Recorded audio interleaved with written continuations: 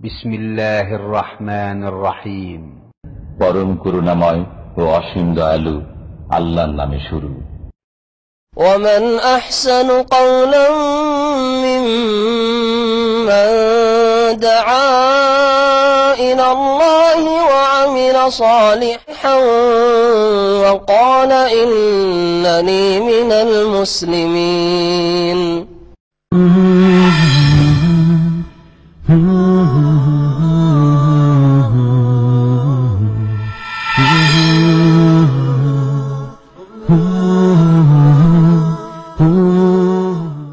السلام عليكم ورحمة الله وبركاته.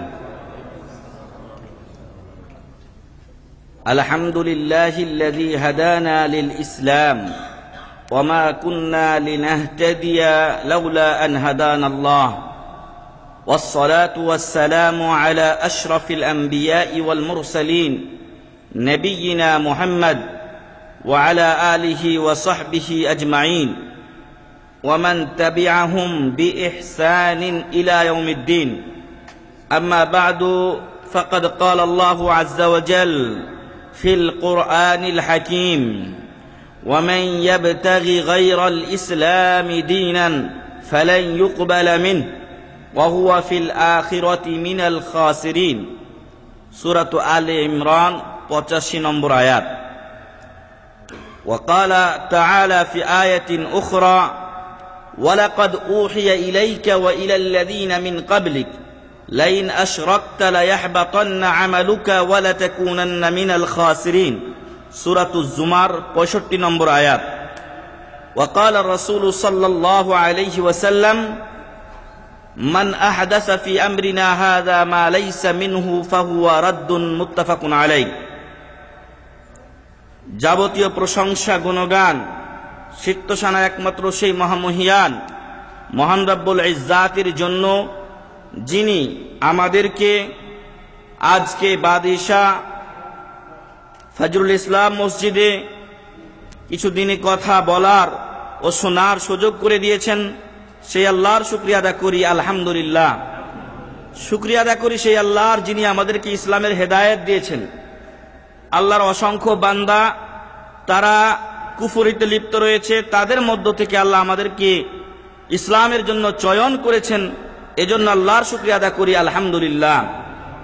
যদি আল্লাহ আমাদেরকে হেদায়েত না দিতেন তাহলে হয়তো আমরা হেদায়েত পেতাম না। এজন্য আল্লাহর শুকরিয়া আদা করি, আলহামদুলিল্লাহ। সালাত ও সালাম বর্ষিত হোক বিশ্ব মানবতার মুক্তির দূত প্রিয় রাসূল মুহাম্মদুর রাসূলুল্লাহ সাল্লাল্লাহু আলাইহি ওয়াসাল্লামের উপরে। সম্মানিত ভাই এবং বন্ধুগণ, আজকে আমাদের আলোচনার বিষয় হচ্ছে মাওয়ানিউ কবুলিল আমাল। আজকে আমাদের আলোচনার বিষয় হচ্ছে মাওয়ানিউ কবুলিল আমাল, আমল কবুলের বাধা। আমরা মুসলমানগণ বিভিন্ন ইবাদত বন্দেগী করি, কিন্তু এমন কিছু কারণ রয়েছে যে কারণগুলোর দরুন আমাদের ইবাদতগুলো আল্লাহর কাছ পর্যন্ত গিয়ে পৌঁছে না, সেগুলো আল্লাহ কবুল করেন না, গ্রহণ করেন না। অথচ আমরা মনে করছি যে আমি অনেক ভালো আমল করলাম। তাই বিষয়টি অত্যন্ত গুরুত্বপূর্ণ এবং আমাদেরকে জানতে হবে সেই কারণগুলো কি কি, যার কারণে আমার আমল আমি করার পরও উহা আল্লাহর কাছে প্রত্যাখ্যাত হতে পারে। এজন্য মনোযোগ সহকারে বিষয়টি শুনবেন, যাতে করে ইহা আমাদের জন্য পাথেয় হয়, আর যে কোনো সময় যেন আমরা এমন কাজে পতিত না হই বা আমাদের ইবাদতের মাঝে এমন কিছু প্রবেশ না করে যার ফলে আমাদের আমল কি হয়ে যায়, নষ্ট হয়ে যায় বা মহান রব্বুল আলামিনের কাছে অগৃহীত থেকে যায়। সম্মানিত ভাই এবং বন্ধুগণ, আমল কবুল না হওয়ার অনেক কারণ রয়েছে। তার মধ্যে 1 নাম্বার কারণ হচ্ছে, কোনো ব্যক্তি যদি ঈমান ছাড়া কোনো ইবাদত করে তাহলে তার কোনো ইবাদত আল্লাহর কাছে গ্রহণীয় হবে না। এই পৃথিবীতে আমরা মুসলমান, কিন্তু আমাদের ছাড়াও অসংখ্য আল্লাহর বান্দা রয়েছেন। খ্রিস্টান, ইহুদি, বৌদ্ধ, হিন্দু, আরো মেলা জাত রয়েছে, তারাও আল্লাহর বান্দা এবং তারাও মেলা জনকল্যাণমূলক কাজ করে। মেলা জায়গায় তাদের দেখবেন চ্যারিটেবল সংস্থা আছে, তারা ইয়াতিমদেরকে দেখাশোনা করে। বৃদ্ধদের শ্রমাগার তাদের রয়েছে, বৃদ্ধ শ্রমাগার, সেখানেও তারা টাকা পয়সা ব্যয় করে। অনেক জায়গায় দেখবেন চিকিৎসা তারা সেবা বিনামূল্যে ফ্রি দেয়। তো এই কাজগুলো তারা করে, কিন্তু এর বিনিময়ে তাদের কি নেকি হবে? মহান রব্বুল আলামিন বলছেন, وَمَن يَبْتَغِ غَيْرَ الْإِسْلَامِ دِينًا فَلَن يُقْبَلَ مِنْهُ وَمَن يَبْتَغِ غَيْرَ الْإِسْلَامِ دِينًا فَلَن يُقْبَلَ مِنْهُ وَهُوَ فِي الْآخِرَةِ مِنَ الْخَاسِرِينَ। সূরা আলে ইমরানের 85 নম্বর আয়াতে আল্লাহ বলছেন যে ব্যক্তি দিন ইসলাম ছাড়া অন্য দিনের মাধ্যমে আল্লাহকে পাইতে চাবে, ওমাই ইয়াবতাগি, ইয়াবগা মানে চাই, ইস্তাবগা তুমি কি চাও, ওমাই ইয়াবতাগি যে ব্যক্তি চাই, গায়রাল ইসলাম ইসলাম ছাড়া অন্য দিনের মাধ্যমে, দিনান অন্য দিনের মাধ্যমে সে আল্লাহকে পেতে চাই, ফালা ইউকবাল মিন, আল্লাহ বলছেন আমি তার ওই ইবাদত কবুল করব না। তাহলে অমুসলিম জেনে নিক যে সে যদি অন্য কোন ধর্মের মাধ্যমে আল্লাহকে পেতে চায়, আল্লাহ সেটা গ্রহণ করবেন না। যদিও সে মনে করছে যে আমি আমার এই ইবাদত দিয়ে পরকালে নাজাত পাবো। হিন্দুরাও স্বর্গে যেতে চায়, ওরা স্বর্গে বিশ্বাসী, ভগবানে বিশ্বাসী, কিন্তু আল্লাহ বলছেন যে তুমি হিন্দু যে ধর্ম গ্রহণ করেছো, ওই হিন্দু ধর্মের উপরে থেকে আল্লাহকে পাওয়া যাবে না। ওমান ইয়াবতাগি গায়রাল ইসলামি দীনান ফালান ইউকবাল মিন, আল্লাহ সেটা তার পক্ষ থেকে কবুল করবেন না। ওয়া হুয়া ফিল আখিরাতি মিনাল খাসিরিন, আর পরকালে সে কি হবে? ক্ষতিগ্রস্তদের অন্তর্ভুক্ত হবে। যদি আমল কবুল না হয় তাহলে তো ক্ষতিগ্রস্ত হতেই হবে, কারণ কিয়ামতের দিন তখন সে কি হবে? শূন্য হাতে আল্লাহর কাছে উপস্থিত ও হাজির হবে। এজন্য সম্মানিত ভাই এবং বন্ধুগণ, আমরা জানতে পারলাম যে ইসলাম প্রথমত শর্ত আমল কবুল হওয়ার জন্য। কোন ব্যক্তি যদি মুসলিম না হয় তাহলে তার কোনো আমল কবুল হবে না। এজন্য আমাদের উচিত যে আমাদের পার্শ্ববর্তী যত লোক আছে তাদেরকে বলা যে তুমি তোমার যে দিন বা ধর্মের মাধ্যমে আল্লাহকে পেতে চাচ্ছ সেটা সম্ভব নয়। এছাড়াও মেলা লোক আছে আমাদের সমাজে যারা নিজেদেরকে মুসলিম বলে পরিচয় দেয়, কিন্তু তাদের ইসলাম ঠিক নেই। তারা নিজেদেরকে মুসলিম বলে পরিচয় দেয়, কিন্তু তাদের ইসলাম ঠিক নেই। ফলে ওই সমস্ত লোকগুলো এই দলের অন্তর্ভুক্ত হবে। তাদের পক্ষ থেকে মেলা ভালো আমল অনেক সময় করা হয়। মেলা লোক তার ইসলাম ঠিক নাই কিন্তু কুরবানি করছে, মেলা লোক তার ইসলাম ঠিক নেই কিন্তু সে নামাজ মাঝে মাঝে পড়ে। যদি এমন হয় তাহলে আল্লাহ এদের ইবাদত কবুল করবেন না। এক নাম্বার কারণ গেল। দুই নাম্বার কারণ হচ্ছে, যদি কোনো ব্যক্তি ইবাদত করতে গিয়ে আল্লাহর সাথে কাউকে শিরক করে তাহলে তার ওই আমল কবুল হবে না, বরং তার এই শিরক অন্যান্য ইবাদত গুলোকে কি করবে? নষ্ট করে দেবে। শিরক এত মারাত্মক অপরাধ যে যেই আমল করছে ওটা তো কবুল হবেই না, বরং আরো আগে কিছু তার ভালো আমল ছিল ওটাকে কি করবে? নষ্ট করে দিবে। আল্লাহ তাআলা কোরআনে তার প্রিয় হাবিব মুহাম্মদ সাল্লাল্লাহু আলাইহি ওয়াসাল্লামকে লক্ষ্য করে বলছেন, যার নিকট থেকে শিরক হওয়া অসম্ভব ব্যাপার, যার পক্ষ থেকে শিরক হওয়া অসম্ভব ব্যাপার, সেই মুহাম্মদ সাল্লাল্লাহু আলাইহি সাল্লামকে আল্লাহ তাআলা বলছেন, ওয়ালাকাদ উহিয়া ইলাইকা ওয়া ইলাল্লাযিনা মিন ক্বাবলিক, নবী মুহাম্মদ সাল্লাল্লাহু আলাইহি ওয়াসাল্লাম আপনার কাছে ওহী করা হয়েছে। আরো ওহী করা হয়েছে কার কাছে? ওয়া ইলাল্লাযিনা মিন ক্বাবলিক, তোমার পূর্বে যত নবী ও রাসূল পাঠানো হয়েছিল তাদের কাছেও ওহী করা হয়েছে। কি ওহী করা হয়েছে? লাইন আশরাকতা, যদি আপনি শিরিক করেন তাহলে লা ইয়াহবাতান্না আমালুক, আপনার আমল নষ্ট হয়ে যাবে। আল্লাহু আকবার। লা ইয়াহবাতান্না আমালুকা ওয়া লা তাকুনান্না মিনাল খাসিরিন, আর আপনি ক্ষতিগ্রস্তদের কাতারে শামিল হয়ে যাবেন। নাউযুবিল্লাহ মিন যালিক। কিয়ামতের দিন আর নাজাত পাওয়া সম্ভব হবে না, এটা খোদ মুহাম্মদ সাল্লাল্লাহু আলাইহি সাল্লামকে বলা হয়েছে। তাহলে আমাদের কি অবস্থা হতে পারে? যারা আমরা হয়তোবা আমাদের জানা অজানা যে কোনো অবস্থায় অনেক সময় আমাদের আমলে হয়তো শিরক ঢুকে যাচ্ছে। এজন্য সম্মানিত উপস্থিতি, আসুন এই শিরকের আলোচনা আমরা অনেক সময় করে থাকি। এজন্য আমাদের দেশের লোকেরা বলে খালি ওরা শিরক বেদাত করে। শিরক আর বেদাত হলো আসল জিনিস। আপনার ইবাদতে যদি শিরক বেদাত থেকে যায় তাহলে আপনার ইবাদত করে কোনো লাভ নেই। আপনার কম্পিউটারে যদি ভাইরাস থাকে, ওইখানে কোরআন তেলাওয়াত দিলে ওটা নষ্ট হয়ে যাবে। ওইখানে আরো যতই ভালো প্রোগ্রাম ঢোকান না কেন, আপনার কম্পিউটার অকেজো হয়ে যাবে, কাজ করবে না। এরকম শিরক ও বেদাত হলো কি ভাইরাস জাতীয় অপরাধ। যদি আপনার ভিতরে শিরক ও বেদাত থাকে, আপনি ইবাদত করেও কোনো লাভ হবে না। এ তো মুহাম্মদ সাল্লাল্লাহু আলাইহি সাল্লামের ব্যাপারে বলা হলো। এ ছিল সূরাতুজ জুমারের 65 নম্বর আয়াত। সূরা আনআমের 88 নম্বর আয়াতে আল্লাহ তাআলা বলছেন, ওয়ালাউ আশরাকু লাহাবিতা আনহুম মা কানু ইয়ামালুন, যদি সকল নবীগণ শিরিক করে তাহলে আমি মহান রব্বুল আলামিন তাদের আমল ধ্বংস করে দেব। লাহাবিতা আনহুম মা কানু ইয়ামালুন, তারা যে আমল করতো ওই আমল ধ্বংস হয়ে যাবে, নষ্ট হয়ে যাবে। ওগুলো দিয়ে নবী হলেও রাসূল হলেও কোনো ফায়দা হবে না। সূরা আনআম 88 নম্বর আয়াত। এছাড়াও মেলা আয়াত শিরক সংক্রান্ত আছে। আমাদের আরো অনেক পয়েন্ট আছে, যার ফলে আমরা এখানেই শেষ করছি। রাসূল সাল্লাল্লাহু আলাইহি ওয়াসাল্লাম যখন মেরাজে গিয়েছিলেন, তখন সবচাইতে উপরে নবীদের ভিতরে সবচাইতে মর্যাদাবান পেয়েছিলেন ইব্রাহিম আলাইহিস সালামকে। কাকে পেয়েছিলেন? ইব্রাহিম আলাইহিস সালামকে। কততম আসমানে তিনি ছিলেন? সপ্তম আসমানে। ইব্রাহিম আলাইহিস সালাম সপ্তম আসমানে ছিলেন, বাইতুল মামুরে ঠেস লাগিয়ে, যেটা কাবা শরীফ বরাবর আকাশে একটা এরকমই ঘর, যেখানে দৈনিক 70,000 ফেরেশতা নামাজ পড়তে ঢুকে। কিয়ামত পর্যন্ত এরা দ্বিতীয়বার আর চান্স পাবে না। আল্লাহু আকবার।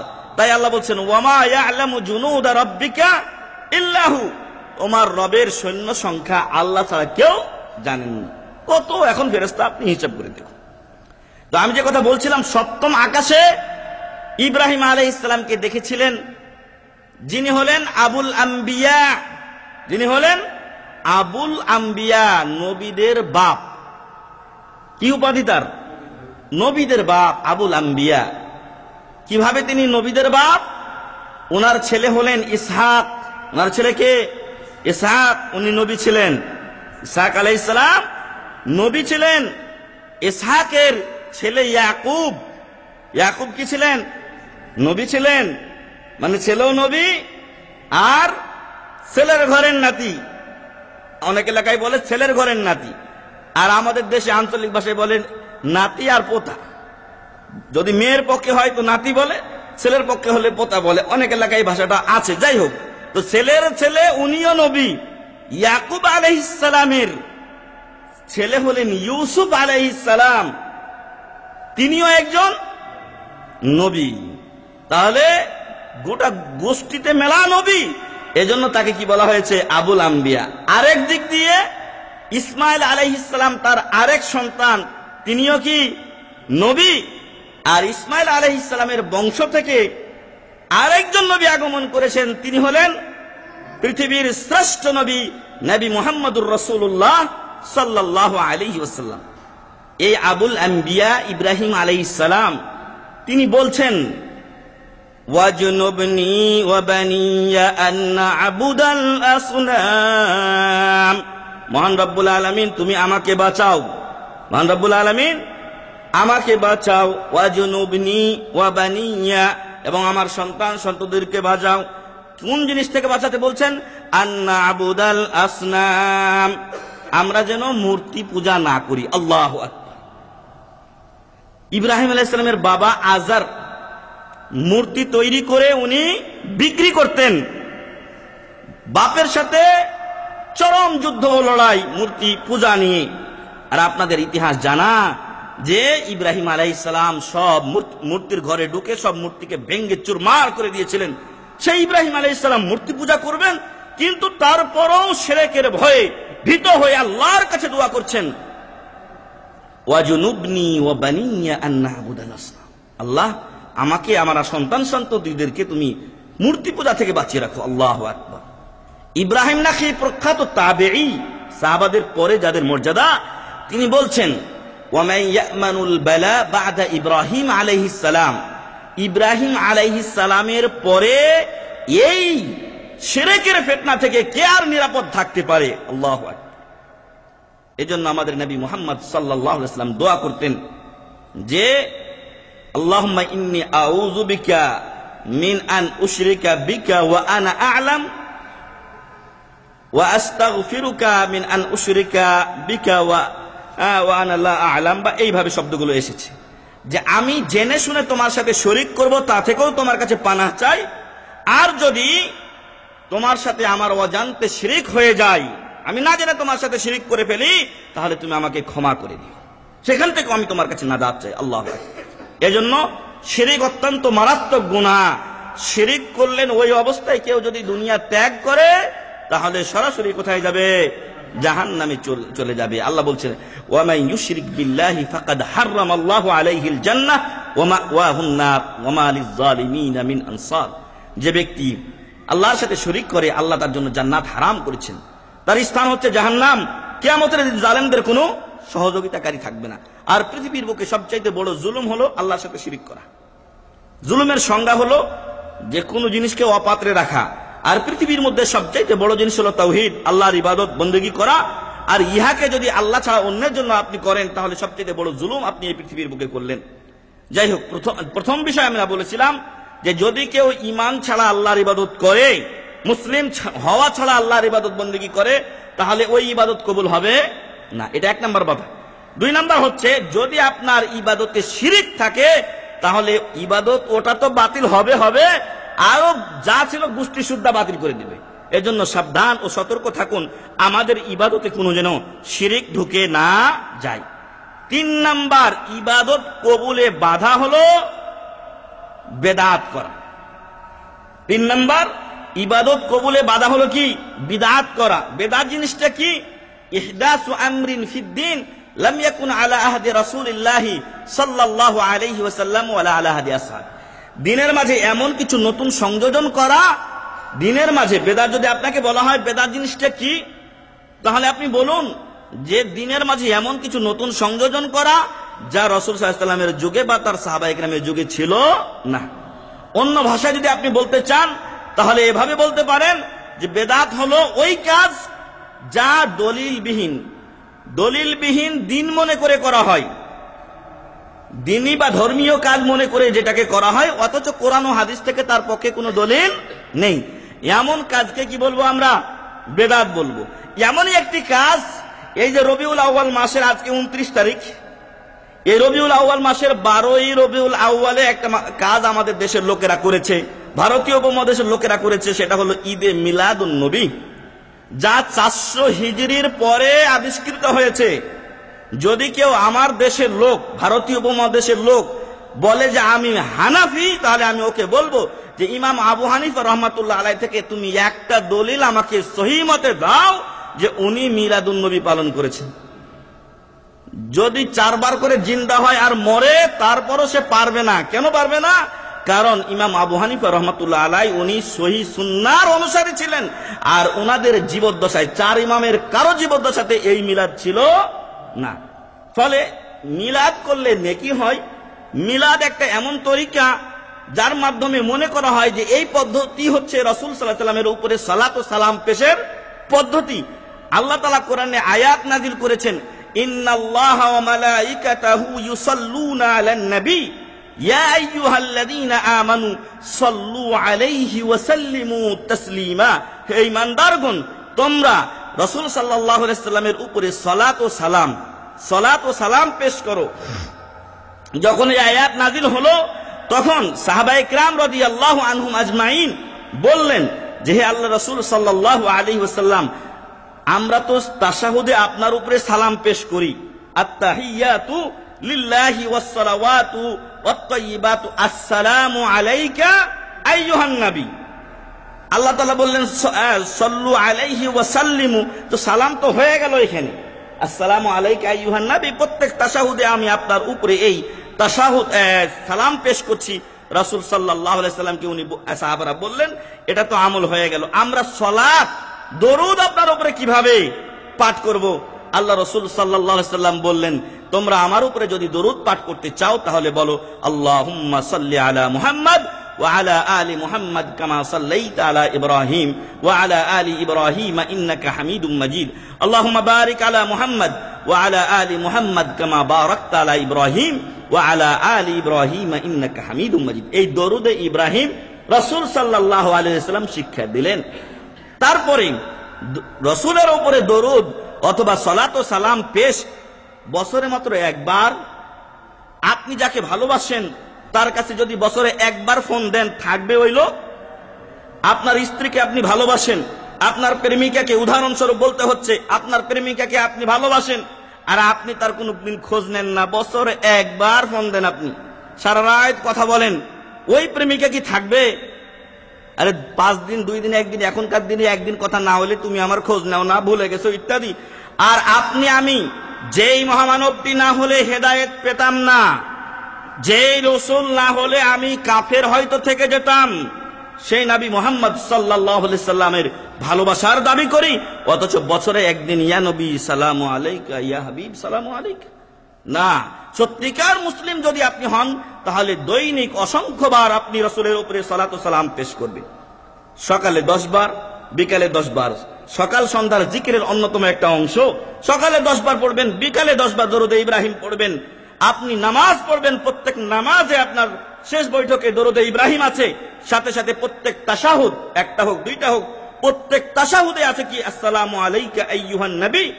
আর নামাজ নাই, রোজা নাই, কিচ্ছু নাই। বছরে একদিন 12ই রবিউল আউয়াল, যেদিন নিশ্চিত রাসূল সাল্লাল্লাহু আলাইহি ওয়াসাল্লাম মারা গেছেন, আর তার জন্ম তারিখ নিয়ে আছে বিশাল মতভেদ ও মতবিরোধ, এবং সহিহ মত হচ্ছে রাসূল সাল্লাল্লাহু আলাইহি ওয়াসাল্লাম 9ই রবিউল আউয়াল সোমবারের দিন জন্মগ্রহণ করেছিলেন। আর ইহুদি আব্দুল্লাহ ইবনে সাবার চক্করে পড়ে আমাদের প্রিয় নবীর এই দুনিয়া ত্যাগের দিনে, শোকের দিনে আমরা আনন্দ করছি ঈদে মিলাদুন নবী। নাউজুবিল্লাহ, কোথায় আছি আমরা?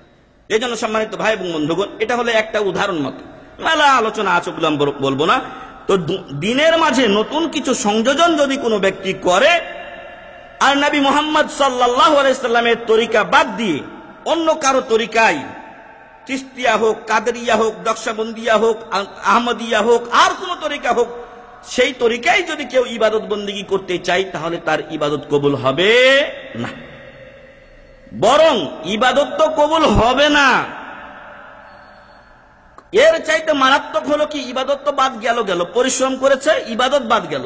শুধু তাই না, বরং ওই ইবাদত এই করার কারণে তাকে জাহান্নামে নিক্ষেপ করা হবে। নাউজুবিল্লাহি মিন যালিক। রাসূল সাল্লাল্লাহু আলাইহি সাল্লামের সহধর্মিণী আয়েশা রাদিয়াল্লাহু আনহা বলছেন, আল্লাহ রাসূল সাল্লাল্লাহু আলাইহি সাল্লাম বলেন, মান আহদাসা ফি আমরিনা হাযা মা লাইসা মিনহু ফাহুয়া রাদ্দুন। যারা আমাদের এই দ্বীনে বা ধর্মে এমন কিছু নতুন সংযোজন করে যা তার অন্তর্ভুক্ত নয়, ওটা বাতিল। রাসূল সাল্লাল্লাহু আলাইহি ওয়াসাল্লাম বিদায় হজ্জের যখন ভাষণ দিয়েছিলেন, তখন তার উপরে সূরাতুল মাইদার 3 নম্বর আয়াত নাজিল হয়েছিল, যেখানে আল্লাহ বলছেন, আল ইয়াউমা আকমালতু লাকুম দীনাকুম ওয়া আতমামতু আলাইকুম নি'মাতি ওয়া রাদিতু লাকুমুল ইসলাম দীনা। আজকের দিনে আমি তোমাদের জন্য তোমাদের দিন ও ধর্মকে পরিপূর্ণ করে দিলাম। তাহলে ইসলাম কি? পরিপূর্ণ। পরিপূর্ণর মাঝে বা মধ্যে আরো কিছু ঢালার সুযোগ থাকে কি? আপনার কাছে এক জগ পানি, 1 গ্লাস পানি আছে, 1 পেয়ালা ফুল পানি আছে, মধু আছে, দুধ আছে, আপনি যদি এখানে আর কিছু দেন তাহলে আপনি যে জিনিস দেবেন ওটা থাকবে কি? আপনারটা পড়ে যাবে, অথবা আপনারটা ওইখানে জায়গা করে নেবে, আর ওইখান থেকে একটা কিছু আসল জিনিস কি হবে? বাইরে পড়ে যাবে। এই হয়েছে আমাদের অবস্থা। আমরা আজকে যখন বেদাত করা শুরু করেছি তখন সুন্নাত আমাদের মাঝ থেকে উঠে গেছে। এখন মানুষ শবে বরাতের রোজা করে, কিন্তু আপনার মুহররমের রোজার খবর নেই। মানুষ এখন ঈদে মিলাদুন্নবী পালন করে, কিন্তু আরাফার দিবসের রোজার মানুষের খবর নেই।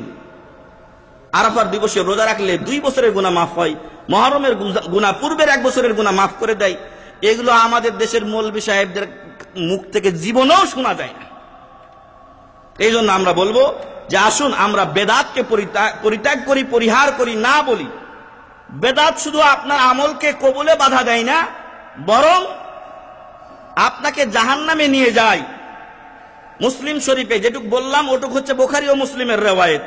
আর মুসলিম শরীফে আছে মান আমিলা আমালান লাইসা আলাইহি আমরুনা ফাহুয়া রাদ্দুন, যে এমন কোন কাজ করলো যেই কাজ আমাদের দ্বীন সাপোর্ট করে না, আমাদের ধর্মে নেই, ওটা হলো বাতিল। ফাহুয়া রাদ্দুন, ওটা বাতিল, প্রত্যাখ্যাত, ওটা গ্রহণ মহান রব্বুল আলামিন করবেন না। এটা হলো মুসলিম শরীফের হাদিস। এক্ষণে যে ব্যক্তিরা বেদাত বুঝে না, ওই সমস্ত লোকেরা মাইককে বেদাত বলে। এজন্য মাইক দিয়ে আজান দেবেন। কিন্তু মাইক কি কোনো ধর্মীয় বিষয়? মাইক হলো আল্লাহর একটা নিয়ামত। মাইককে আপনি যেভাবে ব্যবহার করবেন সেইভাবে সে ব্যবহৃত হবে। আজান দিবেন তো আজান হবে, ইসলামী আলোচনা করবেন, গজল পড়বেন, কেরাত পড়বেন, কেরাত হবে। যদি এখানে গান শুরু করেন গান হবে না? গান হবে।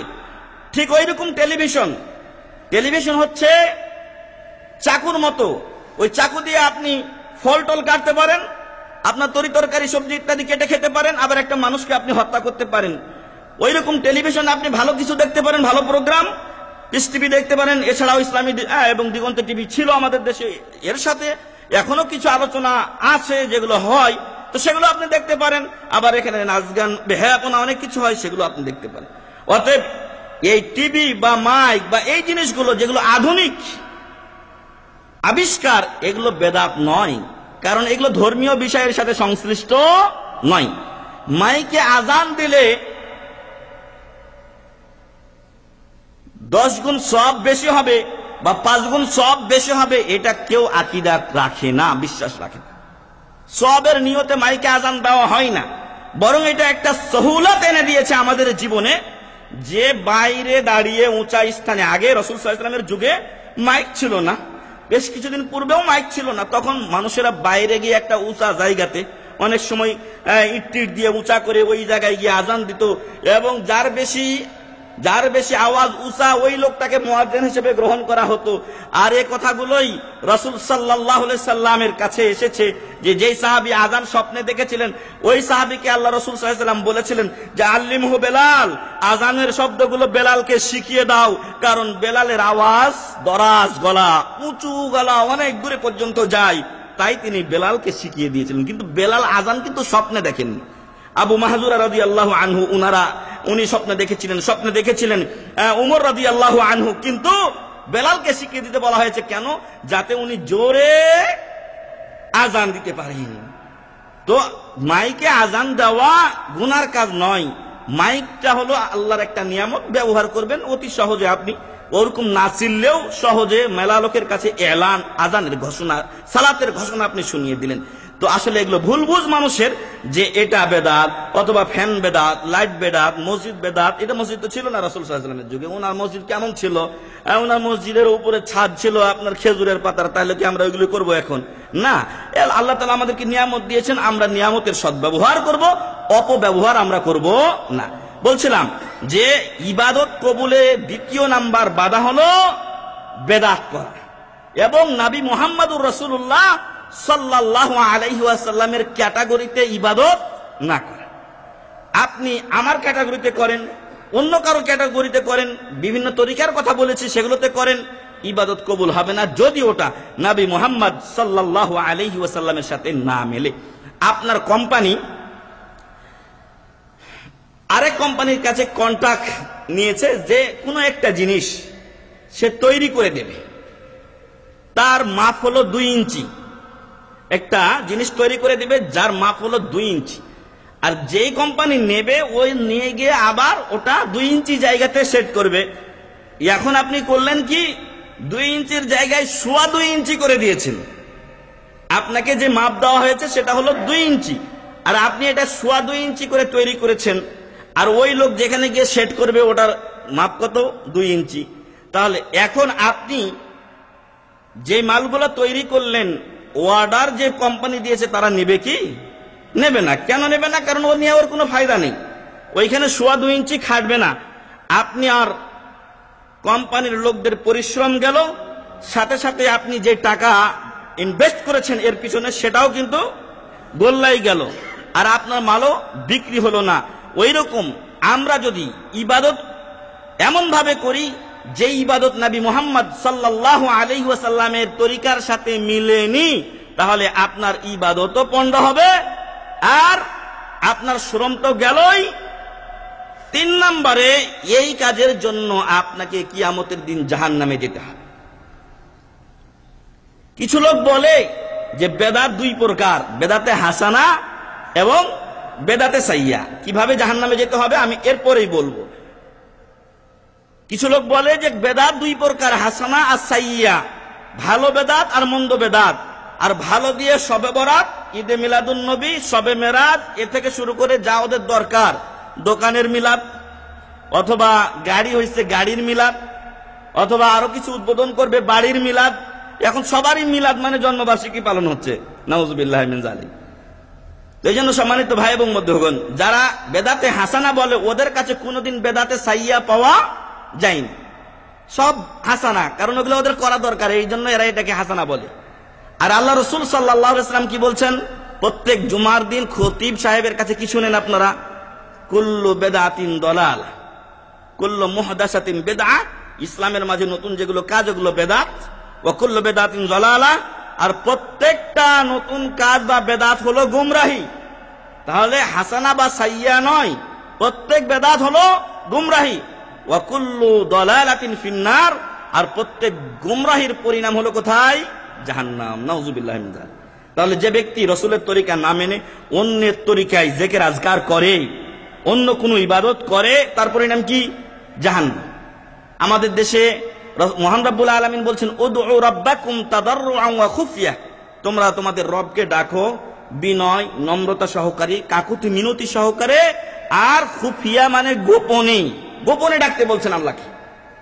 এখন আমরা জিকির করছি কিভাবে? মাইকে, তারপরে আবার এদিক থেকে নিয়ে এদিকে, লা ইলাহা ইল্লাল্লাহ, লা ইলাহা ইল্লাল্লাহ।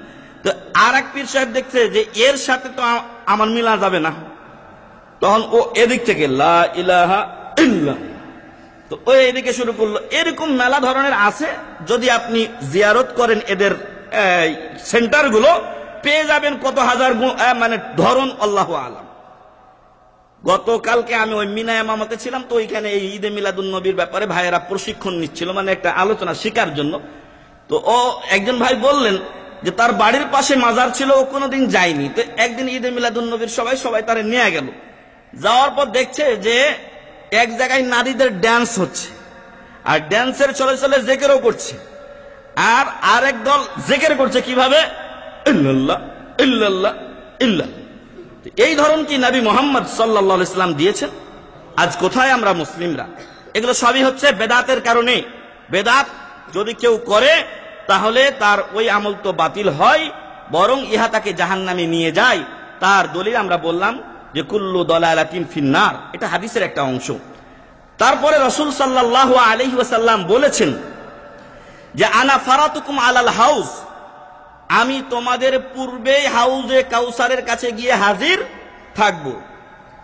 এবং হাউজে কাউসারের বর্ণনা দিতে গিয়ে মুহাম্মদ সাল্লাল্লাহু আলাইহি ওয়াসাল্লাম বলেছেন যে মাউহু আশাদ্দু বায়াদাম মিনাল লাবান, তার পানি হবে দুধের চাইতে বেশি সাদা, আহলা মিনাল আসাল, মধুর চাইতে বেশি মিষ্টি। তারপরে আদাদু আনিয়াতিহি কা নুজুমিস সামা, তার পানপাত্র পেয়ালাগুলোর সংখ্যা হবে আকাশের তারকা সমপরিমাণ, অসংখ্য। আকাশের তারা গোনা যায়, কত হাজার হাজার লাখ লাখ তারকা আছে। মান শারিবা মিনহু লাম ইয়াজমা আবাদা, একবার কেউ যদি এই হাউজে কাউসার থেকে পান করে তাহলে আর জীবনেও সে পিপাসিত হবে না। আল্লাহ তাআলা যেন আমাদেরকে হাউজে কাউসারের পানি পান করার তৌফিক দান করেন। আল্লাহ। সাহাবায়ে ইকরাম বললেন যে আপনি তো আমাদেরকে হাউজে কাউসারের পানি পান করাবেন, তো আপনি কি আমাদেরকে চিনতে পারবেন? কিভাবে চিনবেন? ওখানে তো হাজার হাজার উম্মত, 1,24,000 নবী এসেছিল। 1,24,000 নবীর 1,24,000 কি হবে? উম্মত হবে। এই বিশাল বহরের মধ্যে আপনি আমাদেরকে কি করে চিনবেন? রাসূল সাল্লাল্লাহু আলাইহি ওয়াসাল্লাম বললেন, হ্যাঁ, তোমাদেরকে আমি চিনতে পারবো। কিভাবে? ইন্নাকুম তাতুনা গুররান মুহাজ্জালিন, তোমরা আসবে গুররান মুহাজ্জালিন, বলা হয় গুররান মুহাজ্জালিন মিন আসারিল ওযু, ওযু করার কারণে তোমাদের ওযুর অঙ্গ প্রত্যঙ্গগুলো কি হবে? চমকাতে থাকবে। 1 লক্ষ গরু ছাগল বা ভেড়া মুরগি আপনার কাছে আছে, গরু আছে আপনার কাছে 1 লক্ষ। এই 1 লক্ষ গরুর মধ্যে 500 গরু আছে যেগুলোর কপালের মধ্যে সাদা দাগ আছে, চিনতে পারবেন না? তো ওই রকম কোটি কোটি লোক থাকুক, বিলিয়ন বিলিয়ন লোক থাকুক, কিন্তু তোমাদের ওজুর অঙ্গগুলো জলজল করবে, বাতির মতো আলো দেবে, আর আমি তোমাদেরকে তা দেখে চিনতে পারবো। আর তোমাদেরকে আমি ডাকবো, আমার কাছে তোমরা আসবে, আর আমি তোমাদেরকে হাউজে কাউসারের পানি পান করাবো। হঠাৎ করে একদল লোক আসবে যাদেরকে আমি চিনতে পারবো। ওরা অজু করেছিল, অজুর অঙ্গগুলো জলজল করবে, কিন্তু ফেরেশতাগণ বাধা দেবেন, স্টপ, বাধা দেবেন। তখন রাসূল সাল্লাল্লাহু আলাইহি সাল্লাম বলবেন যে ওদেরকে কেন তোমরা বাধা দিচ্ছ? ওরা তো আমার উম্মাত, ওদের অঙ্গ প্রত্যঙ্গ, অজুর অঙ্গ প্রত্যঙ্গ গুলো জলজল করছে। তখন ফেরেশতাগণ বলবেন, ইন্নাকা লা তাদরি মা আহদাসু বাদাক, আপনি জানেন না যে আপনার মৃত্যুর পরে এরা কি কি নতুন বেদাত সৃষ্টি করেছিল। ধর্মের নামে কত রকম জিকির, আর কত রকম মিলাদ, আর কত রকম অন্যান্য ইবাদত বন্দেগী শুরু করেছিল। আর খতম যে কত রকম আছে আল্লাহু আ'লাম, জালালি খতম, ইউনুসি খতম, মেলা খতম কিন্তু আছে। আর মনে রাখবেন যে এই খতমওয়ালাগুলো ঠিক মতো একটা খতমও দেয় না। কি ওর ঠেকা পড়ছে? ও যদি পড়ে তো ও নেকি পাবে। আপনার বাড়িতে আসছে, আপনার টাকা বেশি হয়েছে, আপনি টাকা দিবেন ওরে আর খাওয়া দিবেন। আপনার বাড়িতে আসে, এক পাতা পড়ে আর এক পাতা উল্টাই। হ্যাঁ, হুজুরের খবর মোটামুটি রাখে, তো এক পাতা পড়ে আর এক পাতা উল্টাই। এইভাবে দেখা গেছে যে 10 পাতাতে এক পারা হয়, আর 5 পাতা পড়ছে, 5 পাতা নাই, তার মানে 15 পাতা পড়া হয়েছে, খতম। আর 20 হুজুর বসাইছেন, 20 হুজুর এটাকে ওই মানে আপনার চটনির মতো শেষ করে দিয়েছে, আলুর চটনির মতো খালাস, পড়া হয়ে গেছে, আধা ঘন্টা আইল না, শেষ। তো এইভাবে ধোঁকাবাজি করে মানুষের পকেট থেকে টাকা তারা বের করে নেয়, আর নিজেদের পেটেও ভালো কিছু খাবার দেয়। জনসাধারণ না বুঝে এই কাজগুলো করে, কিন্তু মৌলভী সাহেবরা কিয়ামতের দিন ধরা খাবে, সাথে জনগণও ধরা খাবে। আল্লাহ রাসূল সাল্লাল্লাহু আলাইহি ওয়াসাল্লাম বলবেন যে ওরা তো আমার উম্মাত, ওজুর অঙ্গগুলো জলজল করছে, ওদেরকে কেন তোমরা বাধা দাও? ফেরেশতারা বলবেন, ইন্নাকা লা তাদরি মা হাদাসু বাদাক, আপনি জানেন না যে আপনার পরে এরা কি কি নতুন বেদাত তৈরি করেছিল, ধর্মের নামে মেলা কিছু চালিয়ে দিয়েছিল, এরা ভেজাল। রাসূল সাল্লাল্লাহু আলাইহি সাল্লাম অত্যন্ত রহমানুর রাউফুম বিল মুমিনিন, আয়াতে বলা হয়েছে যে ক্বাদ জাআকুম হারিসুন আলাইকুম বিল মুমিনিনা রাউফুর রহিম, তোমাদের কল্যাণে উনি অতি আগ্রহী। আর বিল মুমিনিনা রাউফুর রহিম, রাউফুর রহিম আল্লাহর গুণ, আল্লাহর গুণ রাসূলের ক্ষেত্রে ব্যবহার করা হয়েছে, অর্থাৎ রাসূলটা রাসূলের পর্যায়ে, আল্লাহটা আল্লাহর পর্যায়ে। তো মুমিনদের ব্যাপারে উনি অত্যন্ত নরম দিল এবং অত্যন্ত দয়ালু। উনি বলবেন কি যে ওদের ভুলটা মাফ করে দেন, নাকি ফেরেশতাদেরকে এই কথা বলবেন কি রাসূল সাল্লাল্লাহু আলাইহি ওয়াসাল্লাম? বলবেন না, বরং রাগান্বিত হয়ে যাবেন মুহাম্মদ সাল্লাল্লাহু আলাইহি ওয়াসাল্লাম। কারণ নিজের রক্তে রঞ্জিত হয়ে, তায়েফের ময়দানে রক্তে রঞ্জিত হয়েছেন, ওহুদের প্রান্তরে দাঁত চলে গেছে, চেহারায় এবং গর্দানে আঘাত পেয়েছেন, ইসলামকে পরিপূর্ণ করে লক্ষাধিক সাহাবীকে বলেছিলেন, আমি কি আমার দায়িত্ব তোমাদের কাছে পৌঁছে দিয়েছি? সকলের সমস্যারে বলেছিলেন, বালা কাদ বাল্লাগ, হ্যাঁ অবশ্যই আপনি পৌঁছে দিয়েছেন। সেই রাসূলের রাগ তো হবেই, কারণ নিজের জীবন বাজি রেখে যে ইসলামকে প্রচার করে গেলেন নিষ্কলুষ ভাবে, এই শয়তানের দল, এই বদমাইশের দল সেই ইসলামকে যখন পরিবর্তন করে দিয়েছিল ইহুদি ও খ্রিস্টানদের মতো, মহান রব্বুল আলামিন রাসূল বলবেন সুহকান সুহকান লিমান গায়্যারা বাদি, আমার পরে যারা আমার দিনকে পরিবর্তন করে দিয়েছিল এখান থেকে দূর হয়ে যাও, বিতাড়িত হয়ে যাও। নাউযুবিল্লাহি মিন যালিক। এই পরিণাম যদি চান বেদাত করেন, আহলান ওয়া সাহলান। যদি এই পরিণাম চান যে হাউজে কাউসারের পানির দরকার নাই আর ওইখান থেকে বিদায় হলে তো জাহান্নামে যেতে হবে, ওই যে কুল্লু দালালাতিন ফিন্নার, এখান থেকে ব্যাক, তার মানে এখান থেকেই জাহান্নামে যেতে হবে। যদি মনে করেন যে ব্যাক আসবো হাউজে কাউসারের ওইখান থেকে রসুলের কাছ থেকে পানি পান না করে আর জাহান্নামে যাব, তাহলে বেদাত করেন, আরো ধুমসা করেন, মাফি মুশকিল। কিন্তু যদি নাজাত পেতে চান, আপনার ইবাদত গুলো আল্লাহর কাছে গৃহীত হোক এমন চান, তাহলে রসুলের তরিকা জানেন, রসুলের তরিকা জানেন। ইয়ার তরিকা ওয়ার তরিকা নাজাত দিতে পারবে না, দিবে নাজাত নবী মুহাম্মদুর রাসূলুল্লাহ সাল্লাল্লাহু আলাইহি ওয়াসাল্লামের তরিকা। তাই আসুন সম্মানিত ভাই এবং বন্ধুগণ, তৃতীয় আমল কবুল না হওয়ার কারণ হলো রসুলের তরিকায় ইবাদত না করা এবং বেদাত করা। 4 নাম্বার হচ্ছে ফাসেকি, কুফরি এবং মুনাফিকি। এই 3টা জিনিস যদি কারো মধ্যে থাকে তাহলে তার ইবাদত কবুল হবে না। মুনাফিকের আলামত কয়টা? 4টা। এক হাদিসে 3টা আর এক হাদিসে 4টা উল্লেখ হয়েছে। মান কানা ফিহি আরবাউম মান কানা ফিহি কানা মুনাফিকান খালিসা। 4টা জিনিস যদি কারো মাঝে থাকে তাহলে ও খালেস, খাঁটি মুনাফিক। আর যদি 1টা বা 2টা থাকে তাহলে তার মাঝে মুনাফিকের কি আছে? আলামত আছে। সেই 4টা খাসলত আলামত হলো কি? ইজা হাদ্দাসা কাযাব, যদি কথা বলে তো মিথ্যা বলে, মিথ্যা কথা বলা মুনাফিকের আলামত। বুঝে আসছে? আমাদের সময় কম, সংক্ষেপে আমরা বলবো। আর ওয়াইদা ওয়াদা আখলাফ, ওয়াদা করলে ওয়াদা ঠিক রাখে না। যদি এমন লোক দেখেন তাহলে ওর ভিতরে কি আছে? মুনাফিকের আলামত আছে। ওয়াইদা উতুমিনা খান, ওর কাছে যদি টাকা আমানত রাখেন তো খেয়ানত করে। আপনি বললেন যে ভাই এই টাকাটা আপনার কাছে আমানত রাখলাম, আপনি খরচ টরচ করিয়েন না, আমার 1 সপ্তাহ পরে বা 2 সপ্তাহ পর লাগতে পারে। আপনি গেছেন, কই ভাই টাকাটা তো খরচ হয়ে গেছে, আমানত রক্ষা হয়েছে না, খেয়ানত করছে। এরকম যদি হয় তাহলে, বা এটা টাকার উদাহরণ বললাম, যে কোনো জিনিসের খেয়ানত করলে ওর মাঝে মুনাফিকের আলামত আছে। আর আরেক হাদিসে বর্ণিত হয়েছে ওয়াইদা খাসামা ফাজার, যদি ঝগড়া করে তো গালি দেয়। আজকালকে ফেসবুক হয়েছে, ফেসবুকের মধ্যে মেলা মৌলভী সাহেব নামের কলঙ্ক, এরা যখন দাওয়াতি কাজ করে তখন দেখা যায় ওর মতের বিপরীতে হলে ওকে গালি দিয়ে শেষ করে দেয়। দয়া করে এরকম ফেসবুকের দাওয়াত দিতে যাবেন না। গালি দিলে ওর মাঝে মুনাফিকের আলামত পাওয়া যাচ্ছে। ওর বৃক্ষে তোমার নাম কি, ফলে পরিচয়, ওর কথাগুলোই প্রমাণ করছে ও কোন ধরনের লোক। এজন্য বলবো যে নেফাকি থেকে দূরে থাকুন। মুনাফিকি থাকলে ইবাদত কবুল হয় না। মুনাফিকি কয় প্রকার? 4টা তো তার গুণ। এগুলো জানার জন্য বলছি, যাতে আপনাদের এলেম হয়। আমাদের বিষয়টা এটা বললেই শেষ হয়ে যেত, হেডলাইন। কিন্তু জানার জন্য বলছি যে মুনাফিকি হলো 2 প্রকার। কয় প্রকার? মুনাফিকি হলো 2 প্রকার। একটা হলো আকীদাগত নেফাক, ইতিকাদি, অন্তরের বিশ্বাস।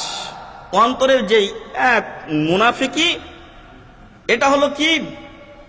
অন্তরের ভিতরে সে কুফরি গোপন করে রাখে আর বাহিরে কি করে? ইসলাম জাহির করে। রাসূল সাল্লাল্লাহু আলাইহি সাল্লামকে আল্লাহ তাআলা এগুলো জানিয়ে দিয়েছিলেন। এখন আকীদাগত মুনাফিক ধরা বড় মুশকিল। কিন্তু আরেকটা হলো নেফাকে আমালি, আমলের মাধ্যমে মুনাফিক ধরা যায়। আর সেই আমলগুলো যে 4টা বললাম, এগুলো হলো তার আলামত। যাই হোক, এরপরে আছে কুফরি। কুফরি 2 প্রকার, একটা বড় কুফরি, একটা ছোট কুফরি। বড় কুফরি করলে ইসলাম থেকে বের হয়ে যায়, ছোট কুফরি করলে ইসলাম থেকে বের হয় না, তবে ওটাও কবিরা গুনার অন্তর্ভুক্ত। আরেকটা হলো ফাসেকি। ফিসকন শব্দের অর্থ হলো খুরুজ, মানে বের হয়ে যাওয়া। ইসলাম থেকে আপনি যতটুকু বের হবেন অতটুকু আপনি ফাসেক। আর ফাসেকিও 2 প্রকার, ফিসকে আকবার আর ফিসকে আসগার। কিছু ফাসেকি আছে যা ইসলাম থেকে আপনাকে বের করে দেয়। আপনি যদি নামাজ না পড়েন ইসলাম থেকে বের হয়ে যাবেন। আপনি যদি সাহাবীকে গালি দেন ইসলাম থেকে বের হয়ে যাবেন। আল্লাহকে গালি দেন আপনি ইসলাম থেকে বের হয়ে যাবেন। ইসলাম নিয়ে ঠাট্টা বিদ্রুপ করেন আপনি ইসলাম থেকে বের হয়ে যাবেন। যদি কোনো দিনদার পরহেজগার লোককে নিয়ে ঠাট্টা বিদ্রুপ করেন ইসলাম থেকে বের হয়ে যাবেন। এগুলো হলো ফাসেকি সব। তো যাই হোক, ফাসেকি, কুফরি, মুনাফিকি 3টাই আমল কবুল না হওয়ার কারণ। দলিল আল্লাহ রাসূল আল্লাহ তাআলা বলছেন, কুল আনফিকু তাওআন আও কারহা, তোমরা মুহাম্মদ সাল্লাল্লাহু আলাইহি ওয়াসাল্লাম আপনি বলে দিন যে তোমরা স্বেচ্ছায় অথবা অনিচ্ছায়, বাধ্য হয়ে, যেভাবে আল্লাহর রাস্তায় ব্যয় করো না কেন, লা ইউতাকাব্বালা মিনকুম, উহা তোমাদের পক্ষ থেকে গ্রহণ করা হবে না। কাদের পক্ষ থেকে? ইন্নাকুম কুনতুম কওমান ফাসিকিন, কারণ তোমরা হলে একটা ফাসেক সম্প্রদায়। তাহলে যাদের ভিতরে ফাসেকি আছে ওদের ইবাদত আল্লাহ কবুল করবেন না। সূরা তাওবা 53 নম্বর আয়াত। আরো দুটো আমরা বলেছিলাম, কুফরি এবং নেফাকি। আল্লাহ বলছেন সূরা তাওবার 54 নম্বর আয়াতে, ওয়ামা মানাআহুম আন তুকবালা মিনহুম নাফাকাতুহুম, আল্লাহকে বাধা দেয়নি তাদের আল্লাহর রাস্তায় ব্যয়কে গ্রহণ করাতে, ইল্লা আন্নাহুম কাফারু বিল্লাহি ওয়া রাসূলিহি, কিন্তু বাধা দিয়েছে কিসে? যে তারা আল্লাহ ও তদীয় রাসূলকে মানে না, অস্বীকার করে, ফলে তাদের ইবাদত আল্লাহ কবুল করেন না। ওয়ালা ইয়াতুনাস সালাতা ইল্লা ওয়া হুম কুসালা, আর নামাজে আসলে অলস অবস্থায় আসে। আল্লাহু আকবার। নামাজে এইভাবে দাঁড়ায়, মানে ঘুমাচ্ছে অর্ধেক, মনটা বাড়িতে গিয়ে বসে আছে, ইমাম সাহেব কয় রাকাত যে পড়লো আল্লাহু আকবার। যদি এমন অবস্থা হয় তাহলে এই ইবাদত কবুল হবে না। ওয়ালা ইউনফিকুনা ইল্লা ওয়া হুম কারিহুন, আর এই লোকেরা আল্লাহর রাস্তায় ব্যয় করে না বাধ্য হওয়া ছাড়া। আমাদের দেশে গত বছর যাকাতের কাপড় নিতে গিয়ে 20 জন লোক মারা গেছে না? 20 জন না 25 জন লোক। তো এই লোকের উদ্দেশ্য যদি যাকাত দেওয়া হতো তাহলে মানুষগুলো কি মারা যেত? আল্লাহ রাসূল সাল্লাল্লাহু আলাইহি ওয়াসাল্লাম বলছেন যে এমন ভাবে দান করবে, ডান হাত দান করবে, বাম হাত জানবে না। আর এই লোক সবাইকে ঢোল পিটিয়ে দান করতে এসেছে, তার মানে কি এটা 1 নাম্বার ফাঁকিবাজ। এগুলো নাম নিবে এজন্য ইয়া করতে এসেছে, দান করতে এসেছে। ওর হয়তো যাকাত এসেছে 5 লাখ টাকা, ও দিবে 1 লাখ টাকা, খালাস, ছবি টবি নিয়ে নিবে, শেষ, ওখানে টাকা চলে গেছে। সরকারি যেন ট্যাক্স মেলা ফাঁকি দেওয়া যায়, ইত্যাদি ইত্যাদি। যাই হোক, তো এরা আল্লাহর রাস্তায় ব্যয় করতে চায় না বাধ্য হওয়া ছাড়া। এলাকায় আপনার চাঁদা ধরা হয়েছে দিনী কাজে 500 টাকা, আপনি তো দিতেন না, কিন্তু এখন যখন ধরছে সবাই দেয়, কি করার উপায়? না হলে মানুষ খারাপ বলবে। যদি এমন নিয়তে দেন, টাকা দেওয়া হলো কিন্তু কবুল আল্লাহর কাছে হবে না। স্বেচ্ছায় দিতে হবে, স্বেচ্ছায় দিতে হবে, নিজের খুশিতে দিতে হবে, তবে আপনার দান আল্লাহর কাছে কবুল হবে। এটা ছিল 4 নাম্বার। 5 নাম্বার হচ্ছে নামাজ ছেড়ে দেওয়া। নামাজ কেউ যদি ছেড়ে দেয় তাহলে তার ইবাদত কবুল হবে না। নামাজ ছেড়ে দেওয়া ইবাদত কবুলে বাধার অন্যতম একটা কারণ। মেলা লোক, আমি একটু আগে বলছিলাম, মেলা লোক নামাজ পড়ে না, কিন্তু একটা ফকির যদি কোনো জায়গায় পায় তো 5 টাকা দান করে দেয়, অথবা একটা গরিব লোককে পেয়েছে তো ওকে কিছু কিনে দেয়, অথবা তার বাপ মাকে সে দেখে। মনে রাখবেন, নামাজ না পড়লে এগুলো তার কবুল হবে না। কেন কবুল হবে না? কারণ সে ইসলাম থেকে খারিজ হয়ে গেছে। আল্লাহ রাসূল সাল্লাল্লাহু আলাইহি সাল্লাম বলেন যে বাইনার রাজুলি ওয়া বাইনাশ শিরকি আবিল কুফরি তারকুস সালাহ, একজন মুমিন ও মুসলিম আর আরেকজন কাফির ও মুশরিকের মাঝে পার্থক্য হলো নামাজ ছেড়ে দেওয়া। ফামান তারাকাহা ফাকাদ কাফার, যে নামাজ ছেড়ে দেয় সে কাফের হয়ে যায়, নাউযুবিল্লাহি মিন যালিক। আর এক জায়গায় রাসূল সাল্লাল্লাহু আলাইহি ওয়াসাল্লাম বলছেন, বুখারী শরীফের হাদিস, মান তারাকা সালাতাল আসর ফাকাদ হাবাতা আমালু, যে ব্যক্তি আসরের নামাজ ছেড়ে দেয় তার সকল আমল নষ্ট হয়ে যায়। আল্লাহু আকবার। খালি আসরের নামাজ ছাড়লে সকল আমল নষ্ট হয়ে যায়, আর বাকি 4 ওয়াক্ত না, আর কি ইবাদতের খোঁজ পাওয়া যাবে না। এজন্য নামাজ ছাড়বেন না। আপনি যদি মুসলিম হয়ে থাকেন তাহলে নামাজ পড়া আপনার উপরে ফরজ। এই দুনিয়ায় বেঁচে থাকার চাইতে বড় ফরজ হচ্ছে নামাজ। আপনি যদি মরে যান, নামাজ নিয়ে যেতে পারেন, তাওহীদ নিয়ে যেতে পারেন, ইবাদত নিয়ে যেতে পারেন, জান্নাতে চলে যাবেন। কিন্তু আপনি যদি এখানে 100 বছর বেঁচে থাকেন আর কুফরির উপরে থাকেন, তাহলে দুনিয়াও আপনার জন্য অভিশাপ, পরকালও আপনার জন্য অভিশাপ। তো এই জন্য 5 নাম্বার কারণ হলো নামাজ ছেড়ে দেওয়া। নামাজ ছেড়ে দিলে ইবাদত কবুল হয় না। এক লোক এসে যদি জুম্মার দিনে 1 ওয়াক্ত নামাজ পড়ে, ওর এই নামাজ কি করে কবুল হবে? ওর নামাজ কবুল হবে না, কারণ সে কুফরি অবস্থায় আছে। আর এটাকে সে তার ইসলাম জাহিরের একটা অন্যতম উপায় মনে করে, অথবা মনে করে যে যদি জুম্মার নামাজটা না পড়ি তো কেমন লাগে, মানুষজন কি বলে ইত্যাদি। ভাই নামাজ পড়েন, পড়ি, মাঝে মাঝে ছুটে যায়, তার মানে খালি জুম্মার নামাজ পড়ে। যদি এমন হয় তাহলে সে নামাজি নয়। যারা নামাজি নয় তাদেরকে কিয়ামতের দিন মহান রব্বুল আলামিন বলছেন যে দুনিয়াতে একই কোম্পানিতে একই সাথে ছিল এরা, আর কিয়ামতের দিন ছবি নিয়ে না লম্বা থেকে এদিক থেকে সব কয়েকটা মিনিট, কিয়ামতের দিন এরা যখন আল্লাহর কাছে যাবে তো কিছু লোক আছে একই রুমে থেকে নামাজ পড়ে, আছে না এমন? আর কিছু লোক আছে ওর বেতনটাও বেশি, সুবিধা তার বেশি, কিন্তু একই রুমে থেকে নামাজ পড়ে না। যখন পরকালে যাবে তখন একদল আরেক দল লোকে চিনতে পারবে। তারা বলবে যে ব্যাপার কি গো, আপনি তো আমার সুপারভাইজার ছিলেন, আপনি তো আমার ফোরম্যান ছিলেন, আমার তো ছিল বেতন 400 রিয়াল সারাকো কোম্পানিতে, আর আপনি ছিলেন সুপারভাইজার, আপনার ছিল 1500 রিয়াল, তো আপনার এই অবস্থা কেন? মা সালাকাকুম ফি সাকার, আজকে এই সাকার নামক দোজকে আপনাকে কিসে নিয়ে আসলো? তখন বলবে ভাই রে, মেলা বেতন ছিল ঠিকই, কিন্তু ক্বালু লাম নাকু মিনাল মুসাল্লিন, ক্বালু লাম নাকু মিনাল মুসাল্লিন, দুনিয়ায় বেতন সুবিধা ভালো পাইছিলাম, একা একটা রুম পাইছিলাম, খুব সুন্দর ব্যবস্থা ছিল, কিন্তু মুসাল্লি ছিলাম না। আল্লাহু আকবার। যদি মুসাল্লি না থাকেন তাহলে সাকার নামক দোজকে আপনাকে নিক্ষিপ্ত হতে হবে। তাই সাবধান ভাই এবং সম্মানিত উপস্থিতি, যেন আমরা নামাজ ত্যাগ না করি। 6 নাম্বার ইবাদত কবুলে বাধা হলো দান করার পরে খোটা দেওয়া। দান করার পরে যদি খোটা দেন তাহলে আপনার যত দান করেছেন সব কি হবে? নষ্ট হয়ে যাবে। আপনি একটা লোককে নিয়মিত মাঝে মাঝে কিছু দান করেন, একদিন দেখা গেল যে ওই লোকটা হকের পক্ষ নিয়েছে আর আপনার বিপক্ষে চলে গেছে, হয় না এমন? কিরে বল্টু বা জল্টু, তোরে এতদিন ধরে টাকা দিলাম আর তুই আমার বিরুদ্ধে আজকে কথা কইলি, নেমো খারামি করলি, এই কথা আপনি বলছেন, তো আপনার আমল বরবাদ হয়েছে। দলিল মহান রব্বুল আলামিন সূরা বাকারা 264 নম্বর আয়াতে বলছেন, ইয়া আইয়ুহাল্লাযীনা আমানু লা তুবতিলু সাদাকাতিকুম বিল মান্নি ওয়াল আযা, হে ঈমানদারগণ, তোমরা তোমাদের দানকে নষ্ট করে দিও না, বিল মান্নি, খোটা দিয়ে, ওয়াল আযা, এবং কষ্ট দিয়ে। যদি আপনি খোটা দেন তাহলে আপনার সাদকা সব নষ্ট হয়ে যাবে। কিরে, তোকে এত টাকা দিয়ে এত বড় করলাম আর আজকে তুই আমার বিরুদ্ধে যাস, অথবা আমার কথা শুনিস না, ইত্যাদি ইত্যাদি।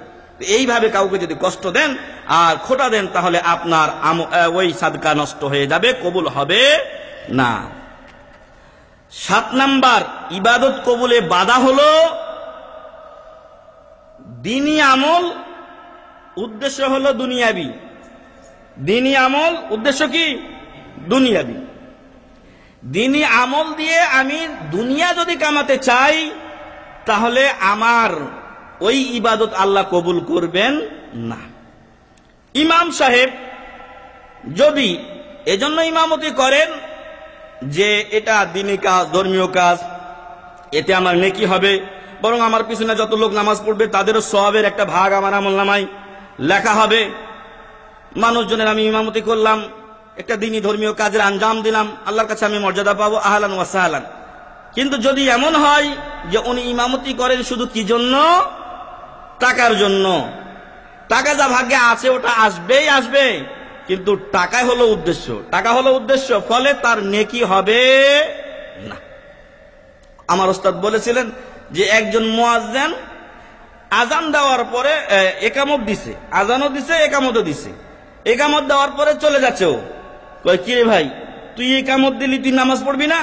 কয়, আমার কাছে আরেকটা মসজিদ আছে, ওইখানে গিয়ে আরেকটা একামত দিতে হবে আমার। তো যদি এই হয় মানুষের অবস্থা, তাহলে ওই ইবাদত দিয়ে সে পরকালে উপকৃত হতে পারবে না, তার ইবাদত কবুল হবে না। আমাদের এখানে বাংলাদেশ স্কুল আছে, বাংলাদেশ স্কুল সহ যে কোনো স্কুল হোক না কেন এবং যে কোনো শিক্ষা হোক না কেন, মেলা লোক আছে জাতি গঠনের জন্য শিক্ষা দেয়, আর বেতন সেটা মানুষের পেট আছে, সেটা আসবেই, আর সেটা নেওয়া নাজায়েজ নয়। কিন্তু উদ্দেশ্য যদি হয় যে খালি বেতনই, তাহলে কিন্তু সর্বনাশ। আপনার উদ্দেশ্য হতে হবে আমি একটা জাতি গঠন করব যারা ইসলাম মোতাবেক চলবে, যারা আল্লাহ রাসূলের দ্বীন মেনে চলবে, এবং ওরা যদি কিছু ভালো কাজ করে আমার আমলনামায় লিখিত হবে, আর বেতন ওটা অটোমেটিকলি আসবেই আসবে। কিন্তু যদি আপনি উদ্দেশ্য করে ফেলেন, এটা যদি প্রথমটা হয় তাহলে আপনার জন্য সওয়াব, আপনার অজান্তে মেলা সওয়াব হবে। আপনি হয়তো জানেন না যে একটা ছাত্রকে পড়িয়েছিলেন, ছাত্রটা মাশাআল্লাহ খুব ভালো হয়েছে, আরো 10 জন, 20 জন, 100 জন, 500 জন ছাত্র তৈরি করেছে যারা ইবাদত বন্দেগী করে। আপনার অজান্তে আপনার আমলনামা কি হতে থাকবে? বাড়তে থাকবে।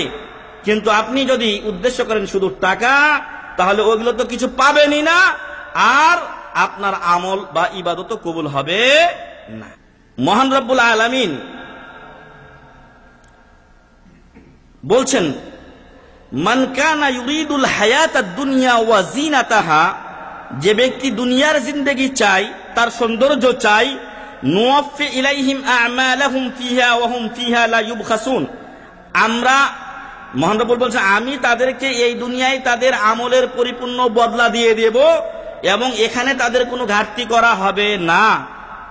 তার যে আমল সে করেছে, কাফেররা যে আমল করে, ভালো আমল করে, ওদের জন্য পরকালে কিছু নাই, ওর বদলা দুনিয়াতে দিয়ে দেওয়া হয়। ওইরকম যেই লোক দুনিয়াতে চায়, আল্লাহ তাকে দুনিয়াতে তার বদলা কাফেরের মতো দিয়ে দিবেন।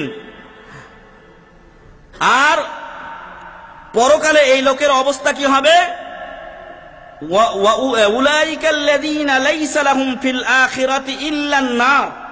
এদের জন্য পরকালে জাহান্নামের আগুন ছাড়া আর কিছু নাই। নাউযুবিল্লাহি মিন যালিক। ওয়া হাবাতা মা সানাউ ফিহা ওয়া বাতিলুম মা কানু ইয়ামালুন, তারা যা করেছে ওগুলো নষ্ট হয়ে যাবে এবং তারা যে কাজ করত সেটা ছিল বাতিল, সেটা হক কাজ ছিল না, ন্যায় কাজ ছিল না। সূরা হুদ 15 ও 16 নম্বর আয়াত। এর মাঝে উলামাগণ সংশ্লিষ্ট করেছে ওই সমস্ত লোকদের কাজকে যারা কোনো অন্যায় কাজ ত্যাগ করে, কিন্তু কেন? দিনের জন্য নয়, বরং দুনিয়াবি ফায়দার জন্য। এতদিন ধূমপান সিগারেট চলছিল, ডাক্তার সাহেবের কাছে গেছে, কয় আপনার তো এটা চলবো না, এবার এখান থেকে বিরত থেকেছে।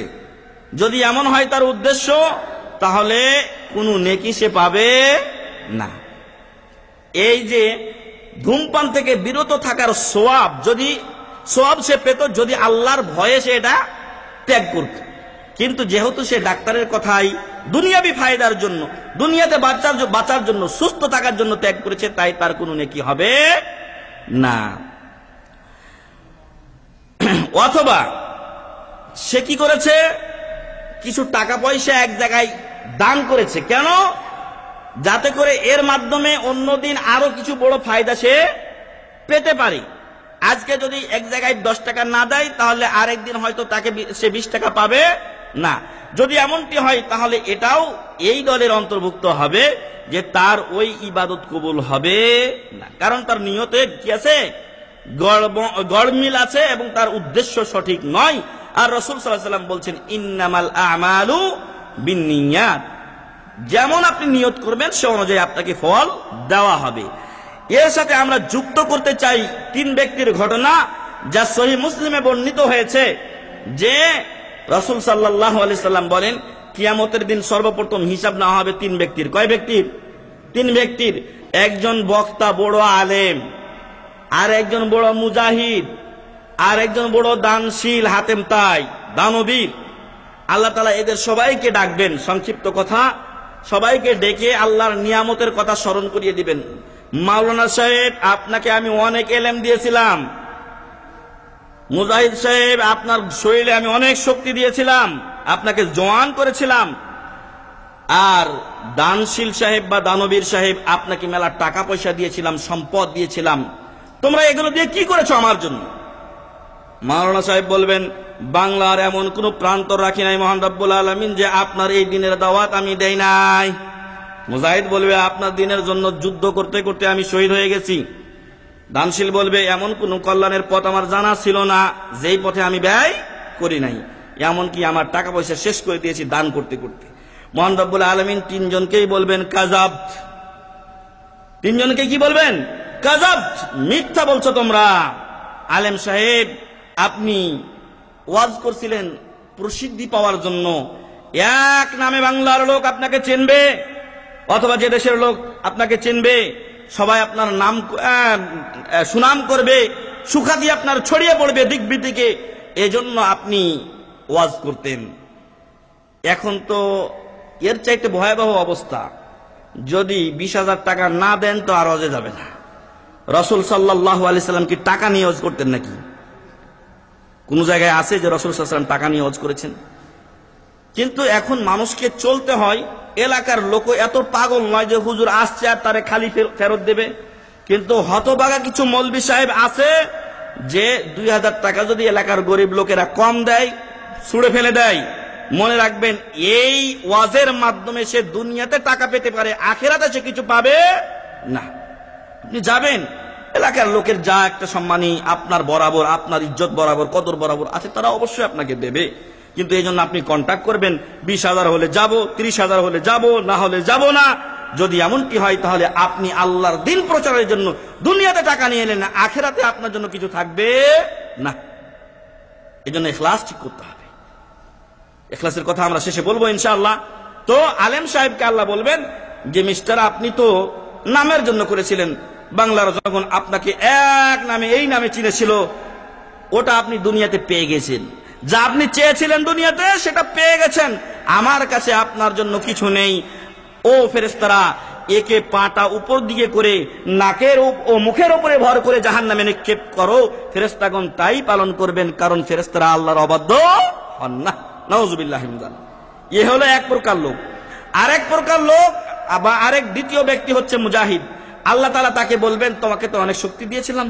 ও বলবে, আপনার রাস্তায় জিহাদ করতে করতে তো শেষ হয়ে গেছে আল্লাহ তাআলা, কি করেন আপনি আবার এখন? তো আল্লাহ বলবেন, মিথ্যা বলছো, বরং তুমি জিহাদ করেছিলে এই জন্য যে মানুষ তোমাকে বীর পাহলওয়ান বলবে আর তোমার গোষ্ঠীকে এক নামে চিনবে।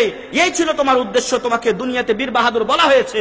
আমাদের দেশে ওই হাডুডু খেলায় কিছু লোক আছে, একজনের নাম দিয়েছে ট্রাক, একজনের নাম দিয়েছে ট্রাক, ও ট্রাকের মতো সব টাইনে নিয়ে যায়। হ্যাঁ, আর একজনের নাম দিচ্ছে চুম্বক। চুম্বক মানে ওর কোটে যদি কেউ গাইতে আসে সাথে সাথে চুম্বকের মতো ধরে। তো এরকম যদি নাম পাওয়া কারো উদ্দেশ্য হয়, তো নাম তুমি দুনিয়াতে পেয়েছো, আমার কাছে তোমার জন্য কিছু নেই। আগের লোকের মতো একেও জাহান্নামে নিক্ষেপ করা হবে। নাউযুবিল্লাহি মিন যালিক।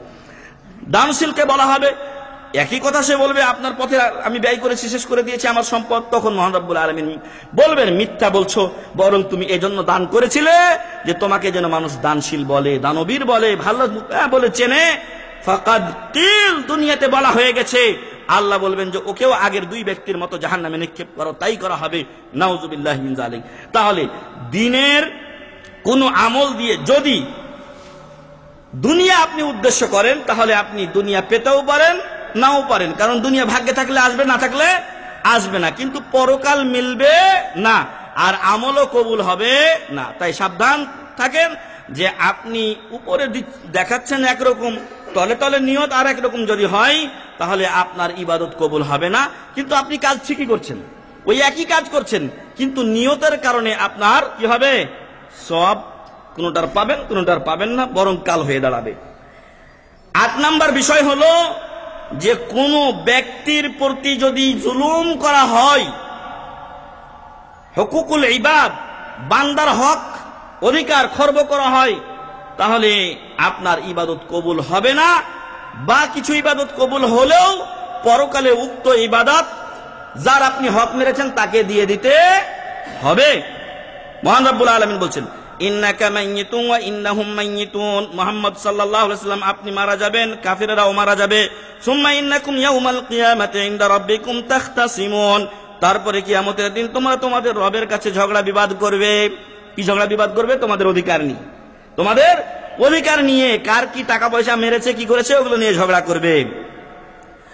জুবাইর ইবনুল আওয়াম বলছেন যে যখন এই আয়াতটি নাজিল হলো, আমি রাসূল সাল্লাল্লাহু আলাইহি ওয়াসাল্লামকে বললাম যে দুনিয়ার বিষয়গুলো কি আবার আখিরাতে পেশ করা হবে? আল্লাহ তাআলা এই যে দুনিয়াতে মারামারি করছি, কাটাকাটি করছি, এগুলো কি আবার ওখানে পেশ করা হবে? তখন উনি বললেন যে নাম, লা ইউকাররারান্না আলাইকুম হাত্তা ইউআদ্দা ইলা কুল্লি জি হাক্কিন হাক্কা। হ্যাঁ, এটা আবার আল্লাহর কাছে পেশ করা হবে। এমনকি প্রত্যেক হকদারের কাছে তার অধিকার কি করা হবে? ফিরিয়ে দেওয়া হবে। পিছনে যারা দাঁড়িয়ে আছেন বসে যান, যারা পিছনে দাঁড়িয়ে আছেন বসে যান। হাত্তা ইউআদ্দা ইলা কুল্লি জি হাক্কিন হাক্কা, আপনাদেরকে দেখার জন্য বলি নাই, ওনাদেরকে বসার জন্য বলছি। এমনকি প্রত্যেক হকদারের হক বুঝিয়ে দেওয়া হবে। এর সাথে আপনারা আরেকটা হাদিস জানেন, রাসূল সাল্লাল্লাহু আলাইহি ওয়াসাল্লাম একদিন বললেন, মুসলিম শরীফের হাদিস, যে তখন জুবাইর ইবনুল আওয়াম বললেন, যিনি আশারায়ে মুবাশশারার একজন, যে তাহলে তো রাসূল সাল্লাল্লাহু আলাইহি ওয়াসাল্লাম, ওয়াল্লাহি ইন্নাল আমরা শাদীদুন, কিয়ামতের দিন তাহলে তো ভয়াবহ অবস্থা সৃষ্টি হবে। এটা হলো তিরমিজি এবং মুসনাদ আহমদের হাদিস। আর এক হাদিস যেটি মুসলিম শরীফে বর্ণিত হয়েছে, রাসূল সাল্লাল্লাহু আলাইহি ওয়াসাল্লাম বলছেন, তোমরা কি জানো নিঃস্ব ব্যক্তিকে? আতাদরুনা মানিল মুফলিস? তখন সাহাবারা বললেন যে আমাদের কাছে মাঝে যার দিনার দিরহাম কিছু নেই, সেই লোক মুফলিস, নিঃস্ব। এখন কি আমাদের কাছে? নিঃস্ব হলো ওই ব্যক্তি যার টাকা পয়সা নেই। রাসূল সাল্লাল্লাহু আলাইহি ওয়াসাল্লাম বললেন যে আসলে সেটা নয়, বরং ইন্নাল মুফলিসা মিন উম্মতি মান ইয়াতি ইয়াউমাল কিয়ামাতি বিসলাতিন ওয়া সিয়ামিন ওয়া যাকাহ, আমার উম্মতের মধ্যে নিঃস্ব ব্যক্তি সেই যে কিয়ামতের দিন মেলা নামাজ রোজা হজ যাকাত নিয়ে আসবে, কিন্তু তার অপরাধ ওয়া কানা কাদ শাতামা হাযা, এই লোকরে গালি দিয়েছে, ওয়া আকালা মা ওয়া কাযাফা হাযা, এই লোককে অপবাদ দিয়েছে, ওয়া আকালা মাল হাযা, এই লোকের সম্পদ অন্যায়ভাবে খেয়ে নিয়েছে, ওয়া সাফাকা দামা হাযা, এই লোকের রক্ত অন্যায়ভাবে প্রবাহিত করেছে, ওয়া দারাবা হাযা, এই লোককে মারছে, ফায়ানকুসু হাযা মিন হাসানাতি ওয়া হাযা মিন হাসানাতি। আর এই সকল অপরাধের কারণে প্রত্যেক ব্যক্তি তার উপরে যে পরিমাণ জুলুম করা হয়েছে ওই পরিমাণ নেকি এই লোকের কাছ থেকে কি করবে? নিতেই থাকবে। টাকা পয়সা তো থাকবে না, কি থাকবে? পাপ আর নেকি। কেউ পাপ নেবে কি? পাপ তো নেবে না, কারণ যারা পাওনাদার ওরা পাপ নিয়ে মরবে নাকি? ওরা সবাই নেকি নিয়ে নিবে। রাসূল সাল্লাল্লাহু আলাইহি ওয়াসাল্লাম বলছেন, ফাইন ফানিয়াত হাসানাতুহু ক্বাবলা আন ইউকযা মা আলাইহি, যদি এর ঋণ পরিশোধ করার পূর্বেই তার নেকিগুলো শেষ হয়ে যায়, পুঁজি নাই, শেষ, এখন কি দিবে? এখন মেলাজন লোক কয় কি আর দিবে, যা করে মাফ করে দিলাম না পাইরা, কিন্তু কিয়ামতের দিন সেটা কেউ করবে না। যদি তার নেকি শেষ হয়ে যায়, মহান রব্বুল আলামিনের রাসূল সাল্লাল্লাহু আলাইহি ওয়াসাল্লাম বলছেন, উখিযা মিন খাতায়াতিহিম ফাতুরিহাত আলাইহি, এবার নেকি শেষ হয়ে গেছে, তখন এই পাওনাদারদের গুনাহগুলি নেওয়া হবে, যতটুকু তাদের পাওনা আছে অতটুকু পরিমাণ গুনাহগুলো নিয়ে এই ঋণী ব্যক্তির উপরে চাপিয়ে দেওয়া হবে। সুম্মা তুরিহা ফিন্নার, তারপরে পরিশেষে এই লোকের গুনার পরিমাণ ভারী হয়ে যাবে। নেকি তো শূন্য হয়ে গেছে, নেকি দিতে দিতে শেষ, এবার গুনাহর উপর চাপিয়ে দেওয়া হবে, আর ওর সাথে তো ওর নিজের গুনাহ আছেই, সব গুনাহ মিলিয়ে এই লোক কোথায় চলে যাবে? সুম্মা তুরিহা ফিন্নার, জাহান্নামে নিক্ষিপ্ত হবে। নাউযুবিল্লাহি মিন যালিক। অতএব কোন বান্দার প্রতি কোনো জুলুম করবেন না। আল্লাহ তাআলা বলছেন হাদিসে কুদসি, ইন্নী হাররামতু যুলমা আলা নাফসি, আমি মহান রব্বুল আলামিন আমার নিজের নফসের উপরে জুলুমকে হারাম করেছি, ওয়া জাআলতুহু বাইনাকুম মুহাররামা, আমি তোমাদের পরস্পরের মাঝেও জুলুমকে হারাম করেছি। আল্লাহ কি আমাদের উপরে জুলুম করেন নাকি?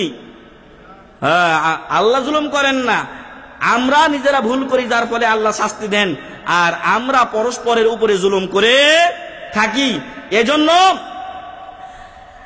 এই জুলুম আমাদের জন্য কিয়ামতের দিন জুলুমাত, অন্ধকার হয়ে দেখা দেবে।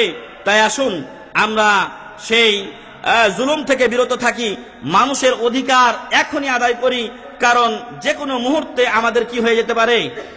মরণ আসতে পারে। আপনি যদি কারো কাছে ঋণ নিয়ে থাকেন তাহলে ডায়েরিতে লিখে রাখুন, আপনার স্ত্রীকে আপনার ছেলে মেয়েদেরকে বলে রাখেন যে আব্দুর রহমানের কাছ থেকে আমি এত টাকা নিয়েছি, অথবা আমার কাছ থেকে আব্দুর রহমান এত টাকা নিয়েছে, এগুলো যেন লিখিত থাকে। আর লেনদেন যা কিছু করবেন টাকা পয়সা ছাড়া অন্য কোনো কিছু হলেও যেন লিখিত থাকে, যাতে করে আপনার মৃত্যুর পর এগুলো আদায় করা সম্ভব হয়, নতুবা অবস্থা কঠিন হয়ে যাবে।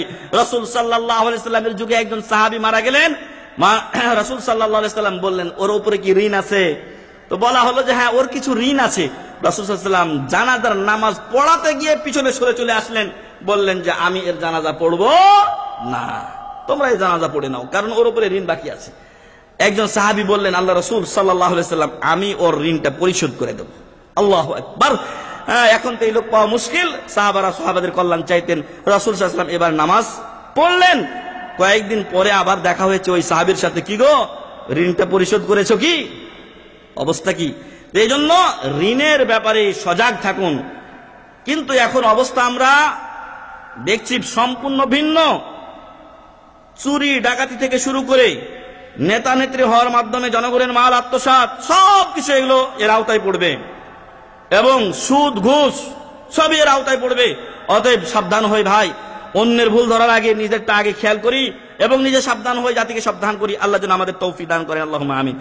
9 নাম্বার এবং আগেরটার ক্ষেত্রে সবচাইতে বেশি আমাদেরকে খেয়াল রাখতে হবে যে আমাদের সাথে কিয়ামতের দিন সবচাইতে বেশি ঝগড়া করবে কে জানেন?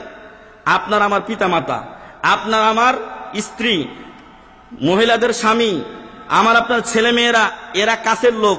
এদের অধিকার যদি আপনি খর্ব করেন, হরণ করেন, তাহলে এরাই কিয়ামতের দিন বেশি ঝগড়া করবে। ওরা আপনাকে তখন বাপ হিসেবে চিনবে না, ভাই হিসেবে চিনবে না, ছেলে হিসেবে চিনবে না। কিয়ামতের দিন ইয়া নাফসি করবে সবাই। এজন্য সাবধান ও সতর্ক হন। অন্যের উপরে কোনো ভরসা নেই, বরং নিজের আমল দিয়েই কিয়ামতে নাজাত পেতে হবে। 9 নাম্বার, আমল কবুল না হওয়ার কারণ তাকওয়া না থাকা। কোন ব্যক্তির মধ্যে যদি তাকওয়া না থাকে, আল্লাহ তার ইবাদত কবুল করবেন না। কারণ আল্লাহ কি বলছেন সূরাতুল মাইদার 27 নম্বর আয়াতে, ইন্নামা ইয়াতাকাব্বালুল্লাহু মিনাল মুত্তাকিন, ইন্নামা ইয়াতাকাব্বালুল্লাহু মিনাল মুত্তাকিন। আল্লাহ তাআলা মুত্তাকিনদের কাছ থেকেই তাদের ইবাদত কবুল করে থাকেন। যদি কেউ মুত্তাকিন পরহেজগার না হয়, তাহলে তার ইবাদত কবুল হয় না।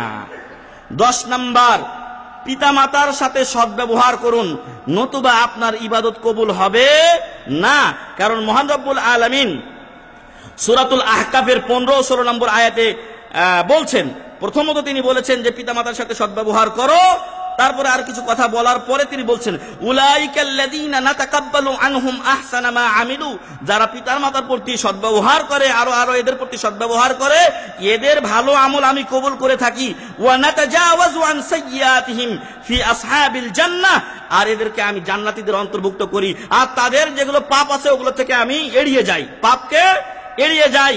এটা হলো তাদের জন্য পুরস্কার। ওয়াদা সিদকিল্লাযী কানু ইউআদুন, এটা সত্য ওয়াদা যা তাদেরকে দেওয়া হয়েছিল। দুনিয়াতে তাদেরকে ওয়াদা দেওয়া হয়েছিল, তোমরা ভালো আমল করো, তোমাদের জন্য পরকালের রাস্তা কি করা হবে? সহজ করে দেওয়া হবে। আপনি যদি 1 পা হাঁটেন, আল্লাহ 2 পা আসবে। আপনি যদি হেঁটে যান, আল্লাহ দৌড়িয়ে আসবেন। আর এই জন্য আপনার আমল যদি মোটামুটি জান্নাতে যাওয়ার মতো হয়, তাহলে বাকি কাজ আল্লাহ কি করবেন? সহজ করে দেবেন। আর যদি একেবারে তাবান হন, তাহলে সামনে না গিয়ে পিছনে উল্টা দিকে ফিরতে হবে। আল্লাহ যেন আমাদেরকে হেফাজত করেন, আল্লাহুম্মা আমিন। আজকের আলোচনা এবং আমল কবুল না হওয়ার অন্যতম এবং শেষ কারণ যেটা বলবো, আরো কারণ আছে, তবে শেষ কারণ আজকে আমরা বলবো হারাম ভক্ষণ করা, হারাম খাওয়া, হারাম পরা, হারাম পান করা। এ সব কিছুই কি ইবাদত কবুল না হওয়ার কারণ, এবং মোস্টের যে কারণ, বড় যে কারণ, তার মধ্যে অন্যতম একটা কারণ।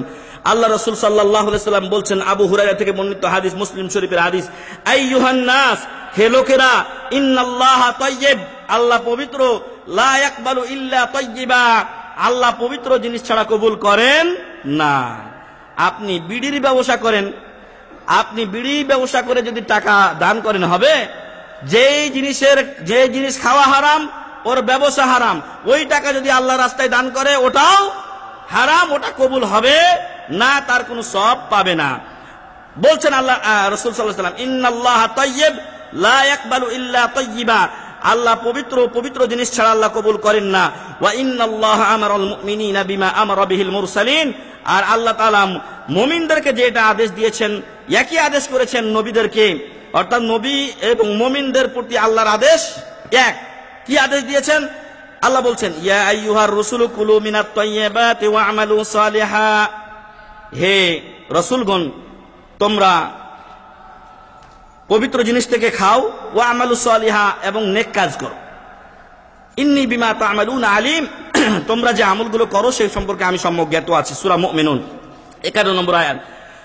মুমিনদের ব্যাপারে আল্লাহ বলছেন, ইয়া আইয়ুহাল্লাযীনা আমানু কুলু মিন তাইয়্যিবাতি মা রাযাকনাকুম, হে মুমিনগণ, আমি তোমাদেরকে যেগুলো পবিত্র রিজিক দিয়েছি, ওই রিজিকগুলো তোমরা ভক্ষণ করো। সূরা বাকারা 172 নম্বর আয়াত। তারপরে রাসূল সাল্লাল্লাহু আলাইহি সাল্লাম ওই লোকের কথা উল্লেখ করলেন, সুম্মা যাকারার রাজুল, অতঃপর ওই লোকের কথা উল্লেখ করলেন, ইউতিলুস সাফার, যে লম্বা সফর করে আসে কাবা শরীফে, দূর থেকে আসার কারণে মাথার চুলগুলো উস্কো খুস্কো হয়ে যায়, একবার পাগুলো ধুলাই ধূসরিত হয়ে যায়। ইয়ামুদ্দু ইয়াদাইহি ইলাস সামা, এরপর সে তার 2 হাত আল্লাহর দিকে উত্তোলন করে বলতে থাকে, ইয়া রব্বি ইয়া রব্বি, আল্লাহ আমাকে মাফ করে দেন, আল্লাহ আমাকে মাফ করে দেন। আজীবন সুদ খাইছে, আজীবন ঘুষ খাইছে, আজীবন অন্যায় করছে, তারপর যদি এইবার আমাদের কয়েকজন নেতা এসে হজ করে গেছে না, এদের হজ কি আল্লাহ তাআলা কবুল করবেন? সুদ ঘুষ অন্যায়ের সাথে তারা জড়িত। এরা এসে যদি 1000 বার বলে ইয়া রব্বি ইয়া রব্বি, আর রাসূল সাল্লাল্লাহু আলাইহি ওয়াসাল্লাম বলছেন ওয়া মাতআমুহু হারাম, যা খাইছে হারাম, মাশরাবু হারাম, যা পান করছে হারাম, মালবাসু হারাম, যা পোশাক পরিচ্ছদ আছে সবই হারাম, ওয়া গুযিয়া বিল হারাম, মাথা থেকে পা পর্যন্ত তৈরি হয়েছে গোশত মাংস সবকিছু সব হারাম দিয়ে, ফাআন্না ইউস্তাজাবু লিযালিক, এই লোকের দোয়া আল্লাহ কি করে কবুল করবেন? তার মানে তার দোয়া কবুল হবে না, তার হজ কবুল হবে না, তার কোনো ইবাদত কবুল হবে না। এবার জীবনের শেষে গিয়ে একটা হজ মেরে দেবো, সব শেষ হয়ে যাবে, এরকম যদি কেউ নিয়ত করে চলবে? চলবে না। বলছে ভাই হজ করেন না কেন? হজটা তো ধরে রাখতে হবে। হ্যাঁ, মানে এখন আর বাড়ি হয় নাই, এখনো গাড়ি হয় নাই, এখনো নারী হয় নাই, এখন ঘুষ খাবে খাবে খাবে, লাস্টে গিয়ে পেনশনের টাকা দিয়ে হজ করে একেবারে আল্লাহওয়ালা হয়ে যাবে। হ্যাঁ, দাড়ি টাড়ি রেখে এবার মসজিদটা ছাড়বে না। যদি এমন কোন উদ্দেশ্য হয় বা এমন কোন কাজ কোন ব্যক্তি করে, ওর হজ কবুল হলে ওর সকল গুনাহ মাফ হবে, কিন্তু ও হারাম টাকা দিয়ে হজ করতে এসেছে, এজন্য ওর হজও কবুল হবে না, ওর গুনাহও মাফ হবে না। এজন্য সম্মানিত ভাই বন্ধুগণ, আজকে আমরা 11টি বিষয় নিয়ে আলোচনা করলাম, যে সকল কারণে আমাদের আমলগুলো কবুল হয় না। 11টি কারণ আমরা আলোচনা করেছি। আবারও একবার আমরা বলেই সবার সুবিধার্থে, 1 নাম্বার, কেউ যদি কাফের অবস্থায় ইবাদত করে তার ইবাদত কবুল হবে না। 2 নাম্বার, শিরক যদি কেউ করে তার ইবাদত কবুল হবে না, ইবাদত বাতিল হয়ে যাবে।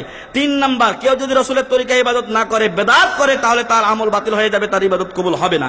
4 নাম্বার, যদি কারো মাঝে ফাসিকি, কুফরি, মুনাফিকি থাকে, তার ইবাদত কবুল হবে না। 5 নাম্বার, যদি কেউ নামাজ ছেড়ে দেয় তার ইবাদত কবুল হবে না। 6 নাম্বার, কেউ যদি দান করে খোটা দেয় তার দান কবুল হবে না। 7 নাম্বার, যদি দুনিয়াবি কাজ, দিনের কাজ দিয়ে দুনিয়া আশা করি, দিনের কাজ দিয়ে যদি দুনিয়া উদ্দেশ্য হয়, তাহলে ওই ইবাদত কবুল হবে না। 8 নাম্বার হচ্ছে যে কোনো বান্দার প্রতি যদি কেউ জুলুম করে, তাহলে কিয়ামতের দিন তার ইবাদত দিয়ে সে কোনো উপকার লাভ করতে পারবে না, কারণ যাদের উপরে জুলুম করেছে সেই জুলুম তাদেরকে ফিরিয়ে দিতে দিতে তার আমল নষ্ট শেষ হয়ে যাবে। 9 নাম্বার, যদি তাকওয়া না থাকে আল্লাহ ইবাদত কবুল করবেন না। 10 নাম্বার ছিল যে পিতামাতার প্রতি সদ্ব্যবহার করতে হবে, তাহলে আল্লাহ ইবাদত কবুল করবেন। আর কেউ যদি ইহা না করে তাহলে তার ইবাদত কবুল হবে না। 11 নাম্বার ছিল যে হারাম খেয়ে হারাম পরে হারাম পান করে হারাম দিয়ে শরীর তৈরি করে ইবাদত করলে ওই ইবাদত কবুল হবে না। এ ছিল আজকে আমাদের আলোচনা। আল্লাহ যেন আমাদেরকে এই 11টি বিষয় সহ যত ইবাদত কবুলে বাধা বিষয় রয়েছে বা ইবাদত কবুল না হওয়ার কারণ রয়েছে, সেগুলো থেকে যেন আল্লাহ আমাদেরকে হেফাজত করেন, আল্লাহুম্মা আমিন। বরং যে সকল বিষয় ইবাদত কবুলে আমাদেরকে সহযোগিতা করে, সেই সকল বিষয়গুলোর উপরে আল্লাহ আমাদেরকে আমল করার তৌফিক দান করেন, আল্লাহুম্মা আমিন। আল্লাহ আমাদের সকলের সকল গুনাহ খাতা মাফ করুন, আল্লাহুম্মা আমিন। আল্লাহ আমাদের সকলকে জান্নাতুল ফেরদাউস নসিব করুন, আমিন। মহান রব্বুল আলামিন আমাদেরকে সুন্নাতের উপরে, সহিহ সুন্নাহর উপরে চলার তৌফিক দান করুন, আল্লাহুম্মা আমিন। পরিশেষে বলবো, মহান রব্বুল আলামিন বলছেন, যদি জান্নাতে যেতে চাও, আল্লাহর সাক্ষাৎ পেতে চাও, তাহলে ফালইয়ামাল আমালান সালিহা, নবী মুহাম্মদুর রাসূলুল্লাহ সাল্লাল্লাহু আলাইহি সাল্লামের তরিকা মোতাবেক আমল করো, ওয়ালা ইউশরিক বিইবাদাতি রাব্বিহি আহাদা, এবং রবের ইবাদতে কাউকে শরীক করিও না, তাহলে জান্নাতেও যেতে পারবে আর মহান রব্বুল আলামিনের দর্শন লাভ হবে।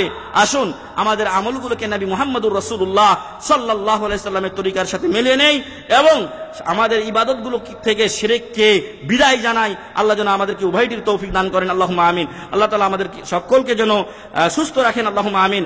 আমাদের এই আলোচনা শুনে যা আমরা ভালো শুনলাম তার উপরে আল্লাহ যেন আমল করার তৌফিক দান করেন, আল্লাহুম্মা আমিন। যা খারাপ সেখান থেকে আল্লাহ যেন আমাদেরকে হেফাজত করেন, আল্লাহুম্মা আমিন। ওয়া আখিরু দাওয়ানা আলহামদুলিল্লাহি রাব্বিল আলামিন। সুবহানাকাল্লাহুম্মা ওয়া বিহামদিকা আশহাদু আল্লা ইলাহা ইল্লা আনতা আস্তাগফিরুকা ওয়া আতুবু ইলাইক। আসসালামু আলাইকুম ওয়া রাহমাতুল্লাহি ওয়া বারাকাতুহু। অনেকে বলে যে টঙ্গীর ইজতেমা ছোট হজ, এই সম্পর্কে কিছু একটা বলেন। অনেকে বলে টঙ্গীর ইজতেমা ছোট হজ। ইসলামে কোন ছোট হজ বড় হজ আছে নাকি? মেলা লোক বলে যে ছোট হজ করছি বড় হজ করি নাই, মানে উমরা করছি হজ করি নাই। এটাও কোরআন ও হাদিসে আসে নাই। আপনি উমরা হলে উমরাই বলবেন, হজ করলে হজ বলবেন। আর টঙ্গীর ময়দানে গেলে হজ হবে, এটা একটা কুফরি কালাম, এটা একটা কুফরি কালাম। কোথায় হজ আর কোথায় টঙ্গীর ময়দান? এটা যেন আপনি আল্লাহর সাথে টেক্কা দিচ্ছেন মেলা কিছু কথা আমরা ফেসবুকে শুনছি যে এখানে আসলে দুইবার আসলে তিনবার আসলে একটা হজ হয়ে যায়। যদি এরকম কোনো নিয়ত হয় তাহলে ওইখানকার সবাই গুনাহগার। এরকম কোন মজলিস রাসূল সাল্লাল্লাহু আলাইহি সাল্লামের যুগে ছিল না যেটাকে হজের সাথে কোনো তুলনা করা হয়েছে, এবং এইখানে কোনো তেমন ধর্মীয় আলোচনা হয় না, বরং ধর্মীয় লিবাসে ফাজাইলে আমল, ফাজাইলে সাদাকাত এসব কিছু নিয়ে আলোচনা করা হয়। ওদের কাছে হাতে কোনোদিন কোরআন দেখবেন না, ওদের কাছে ওই ফাজাইলের আমলই দেখবেন। এজন্য বলবো যে টঙ্গীর ইজতেমা থেকে সর্বোচ্চ সাবধান ও সতর্ক থাকুন, এগুলোতে যাবেন না, নিজের আত্মীয় স্বজনকে যেতে দেবেন না। আর এগুলো আজকে খেলতামাশায় পরিণত হয়েছে, খেলতামাশায় পরিণত হয়েছে। আর প্রত্যেকবার নাকি লটারি হয় মক্কাতে, প্রত্যেকবার নাকি ওই টঙ্গীর নামই উঠে। তো যাই হোক, এগুলো উঠাউঠি পরের কথা, কিন্তু হজের সাথে তাল মিলিয়ে এটাকে হজের পরে দ্বিতীয় স্থান দেওয়া ইয়া সম্পূর্ণ নাজায়েজ। এবং কেউ যদি মনে করে যে ওইখানে গেলে হজ হয়ে যায়, তাহলে ইরানের শিয়ারাই ভালো আছে। ইরানের শিয়ারা ওইখানে একটা কাবা বানিয়ে তারপর হজ করতেছে, আফ্রিকানরা একটা কাবা বানিয়েছে ওইখানে হজ করতেছে। তো এদের কাবা বানানো ছাড়াই হজ হয়ে যাচ্ছে। যাই হোক, এগুলো ইসলাম বহির্ভূত কাজ। আল্লাহ যেন আমাদেরকে সেখান থেকে হেফাজত করেন, আল্লাহুম্মা আমিন। আমাদেরকে বলা হয়েছে তারাকতু ফিকুম আমরাইন, তোমাদের মাঝে আমি দুটা জিনিস রেখে যাচ্ছি, কোরআন এবং সহিহ সুন্নাহ। যতদিন মজবুত ভাবে ধরে থাকবে কোনদিন পথভ্রষ্ট হবে না। আসলে পরবর্তীতে এই 50 বছর পূর্বে এই জামাতটা তৈরি হয়েছে, যাদের ব্যাপারে আপনারা ফেসবুক থেকে আমার কথা চাইতে ভালো কিছু জানতে পারবেন। শেখ ইব্রাহিম আছেন, কাজী মুফতি ইব্রাহিম সাহেব, আর অন্যান্য আলেম ওলামারা বলেছেন, সেই কথাগুলো আমি বলতে চাই না, আপনারা সেখান থেকে শুনে নেবেন। অন্য যদি নামাজ ঠিক মতো পড়ে, অন্যগুলো ঠিক থাকে, তাহলে নামাজ না কবুল না হওয়ার ক্ষেত্রে বেশ কিছু কারণ থাকতে পারে। যদি ওযু না থাকে তো নামাজ কবুল হবে না, নামাজের রুকুন ছেড়ে দিলে নামাজ কবুল হবে না, নামাজের মধ্যে নামাজ বাতিল হয়ে যায় এমন কোন কাজ করলে নামাজ কবুল হবে না। সেগুলোর মধ্যে নামাজে যদি বেশি নড়াচড়া করে, ফাজলাচ্ছে, যা কিছু করতেছে এরকম করে যদি, তাহলে তার নামাজ বাতিল হয়ে যাবে, নামাজ কবুল হবে না। তারপরে যদি হাসে, নামাজের মধ্যে যদি হাসে তাহলে নামাজ কবুল হবে না। নামাজের মধ্যে যদি ইচ্ছাকৃত কথা বলে নামাজ কবুল হবে না। নামাজের মধ্যে যদি খায় তাহলে নামাজ কবুল হবে না, নামাজ বাতিল হয়ে যাবে। বুঝে আসছে? তো এই সকল কারণে নামাজ বাতিল হয়ে যায়। কিন্তু যদি যেই বাধাগুলো আমরা বলেছি এগুলো থেকে মুক্ত হয়ে কেউ যদি সহি মতো নামাজ পড়ে, ইনশাআল্লাহ আল্লাহ তার নামাজ কবুল করবে। মুসলমান যারা পুরুষ তাদেরকে বলা হয়েছে টাকনার উপরে কাপড় পরতে, এবং টাকনার নিচে কাপড় পরাকে কবিরা গুনার সাথে তুলনা করা হয়েছে, বরং কবিরা গুনার অন্তর্ভুক্ত। কবিরা গুনাহ সেটাই যার পরে আযাবের কথা উল্লেখ এসেছে। রাসূল সাল্লাল্লাহু আলাইহি সাল্লাম বলেছেন যে মা আসফালা মিনাল কাবাইনি মিনাল ইজারি ফাফিন নার, পুরুষের টাকনার নিচে যে কাপড়টুকু যায় তার টাকনার ওই অংশটুকু জাহান্নামে যাবে, নাউযুবিল্লাহি মিন যালিক। এজন্য আমাদেরকে টাকনার উপরেই কাপড় পরতে হবে পুরুষদেরকে, আর মহিলারা তারা টাকনা ঢেকে রাখবেন, পা সুদ্ধা ঢেকে রাখবেন। কিন্তু আসলে এখন আমরা উল্টা চলছি, আজকে মহিলারাই উপরে পড়তেছে আর আমরাই নিচে দিয়ে দিয়েছি। এই জন্য বলবো যে ভাইদের এরকম অভ্যাস আছে, এটা কাফেরদের সাথে সাদৃশ্য বটে, কারণ ওদের এটা একটা ভূষণ বা ওদের একটা ফ্যাশন। কিন্তু মুসলিমের ফ্যাশন হলো তারা টাকনার উপরে কাপড় পরবে। হারামাইন শরীফাইনের ইমামদের দেখেন, মক্কা মদিনার ইমামদের বড় বড় আলেমদের আপনার দেখুন যে তারা কি টাকনার নিচে পড়ে না উপরে পড়ে, তাদেরকে আপনি অনুসরণ করুন। সর্বোপরি রাসূল সাল্লাল্লাহু আলাইহি ওয়াসাল্লামের সাহাবী ওমর রাদিয়াল্লাহু আনহু যখন মৃত্যু সজ্জায় শায়িত, তাকে আবু লুলু আল মাজুসি আঘাত করেছিল, যার ফলে উনি মৃত্যুসজ্জায় শায়িত ছিলেন। ওই অবস্থায় একজন যুবককে দেখলেন টাকনার নিচে তার কাপড়, টাকনার নিচে কাপড়। তিনি ওই অবস্থায় এই কথাটা না বললেও পারতেন, কিন্তু তারা হক প্রচারে সর্বদা উদ্যমী এবং উদ্যোগী ছিলেন। বললেন যে হে যুবক, তুমি এদিকে আসো, তোমার কাপড়টা উপরে তোলো, কাপড়টাও সাফ থাকবে আর আল্লাহকে ভয় করার ক্ষেত্রে অধিক উপযোগী হবে। তো এ থেকে বোঝা যায় যে মুসলিম পুরুষকে টাকনার উপরে কাপড় পরতে হবে। কেউ যদি টাকনার নিচে পড়ে তাহলে ওই জাহান্নামের ওয়াদা তার ক্ষেত্রে প্রযোজ্য, সে যেই হোক না কেন। কিছু লোককে দেখা যায় যে নামাজের সময় শুধু টাকনার উপরে কাপড়টা করে নেয়, পরে আবার ওখানে যখন যাবে তখন আবার নিচে নামে নেয় না। এরকম কোন বিধান ইসলামে নাই। তাই দয়া করে নিজের ধর্মকে আপনি মানুন। কে কি বলছে যে এটা কেমন লাগে রে, ন্যাংটা লাগে, কি লাগে, ওটা বলার দরকার, শোনার দরকার নেই। আমি ইসলাম পালন করছি, এর চেয়ে তার বড় কি আছে। ঘোড়ার গোশত খাওয়া হালাল, ঘোড়ার গোশত খাওয়া হালাল, কিন্তু ঘোড়া দিয়ে কুরবানি দেওয়ার কোনো প্রমাণ নেই। এবং বাহিমাতুল আনাম যেখানে উল্লেখিত হয়েছে সেখানে ঘোড়ার উল্লেখ নেই, ফলে ঘোড়া দিয়ে কুরবানি করা যাবে না। কিন্তু ঘোড়ার গোশত খাওয়া হালাল, কারো রুচি হলে খেতে পারে না, এরকম কোনো তথ্য সঠিক নয়। যতবারই আপনি উমরা করেন, উমরার সব আপনি উমরার সাথে তুলনা, বরং উমরা করলে এক উমরা থেকে আরেক উমরার মধ্যবর্তী গুনাহগুলি আল্লাহ তাআলা মাফ করে দেন, এ কথাই এসেছে। আর কি পরিমাণ সওয়াব আল্লাহ তাআলা দেন সেটা আল্লাহু আ'লাম। এখন আমাদের দেশে এই আমলের এত পরিমাণ সওয়াব, এই আমলের এত পরিমাণ সওয়াব, এরকম কথা সহিহ হাদিসে যদি না থাকে তাহলে মানা যাবে না।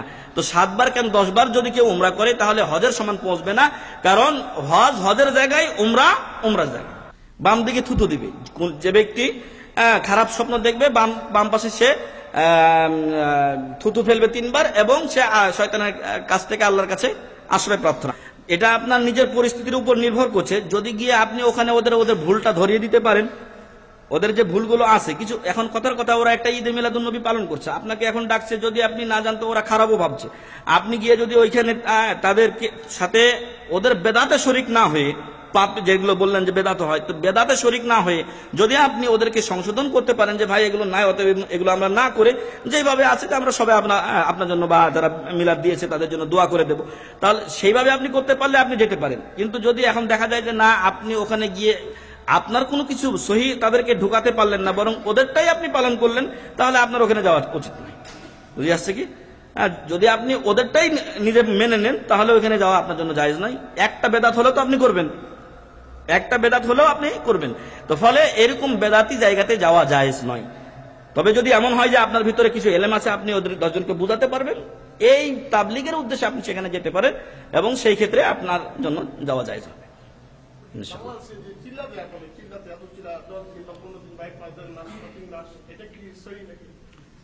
এটা রাসূল সাল্লাল্লাহু আলাইহি ওয়াসাল্লামের যুগে ছিল? হ্যাঁ ভাই বলেন, ছিল না। সাহাবাদের যুগে, তাবিঈদের যুগে, 4 ইমামের যুগে ছিল না। এটা 50 বছর পূর্বে ইলিয়াস সাহেব এবং জাকারিয়া সাহেব তারা আবিষ্কার করছে। অতএব পরবর্তীতে এটা ইসলামে যোগ করা হয়েছে, যার ফলে এটা বেদাত। এক কথাই শেষ। আপনি মিলাবেন যে এটা কখন এসেছে, রাসূল সাল্লাল্লাহু আলাইহি ওয়াসাল্লাম, সাহাবায়ে কিরাম, তাবেঈনদের যুগে ছিল কিনা। রাসূল সাল্লাল্লাহু আলাইহি ওয়াসাল্লাম বলছেন আলাইকুম বিসুন্নতি ওয়া সুন্নাতিল খুলাফায়ে রাশিদিন আল মাহদিয়িন, তোমরা আমার সুন্নাত এবং খুলাফায়ে রাশিদের সুন্নাতকে তোমরা মজবুত ধরো। তো যদি তাদের সুন্নাতে না থাকে তাহলে এটা করা যাবে না। সে যেই করুক না কেন, আমি করি আপনি করি, যেই করুক না কেন, সুন্নাতে না থাকলে করা যাবে না।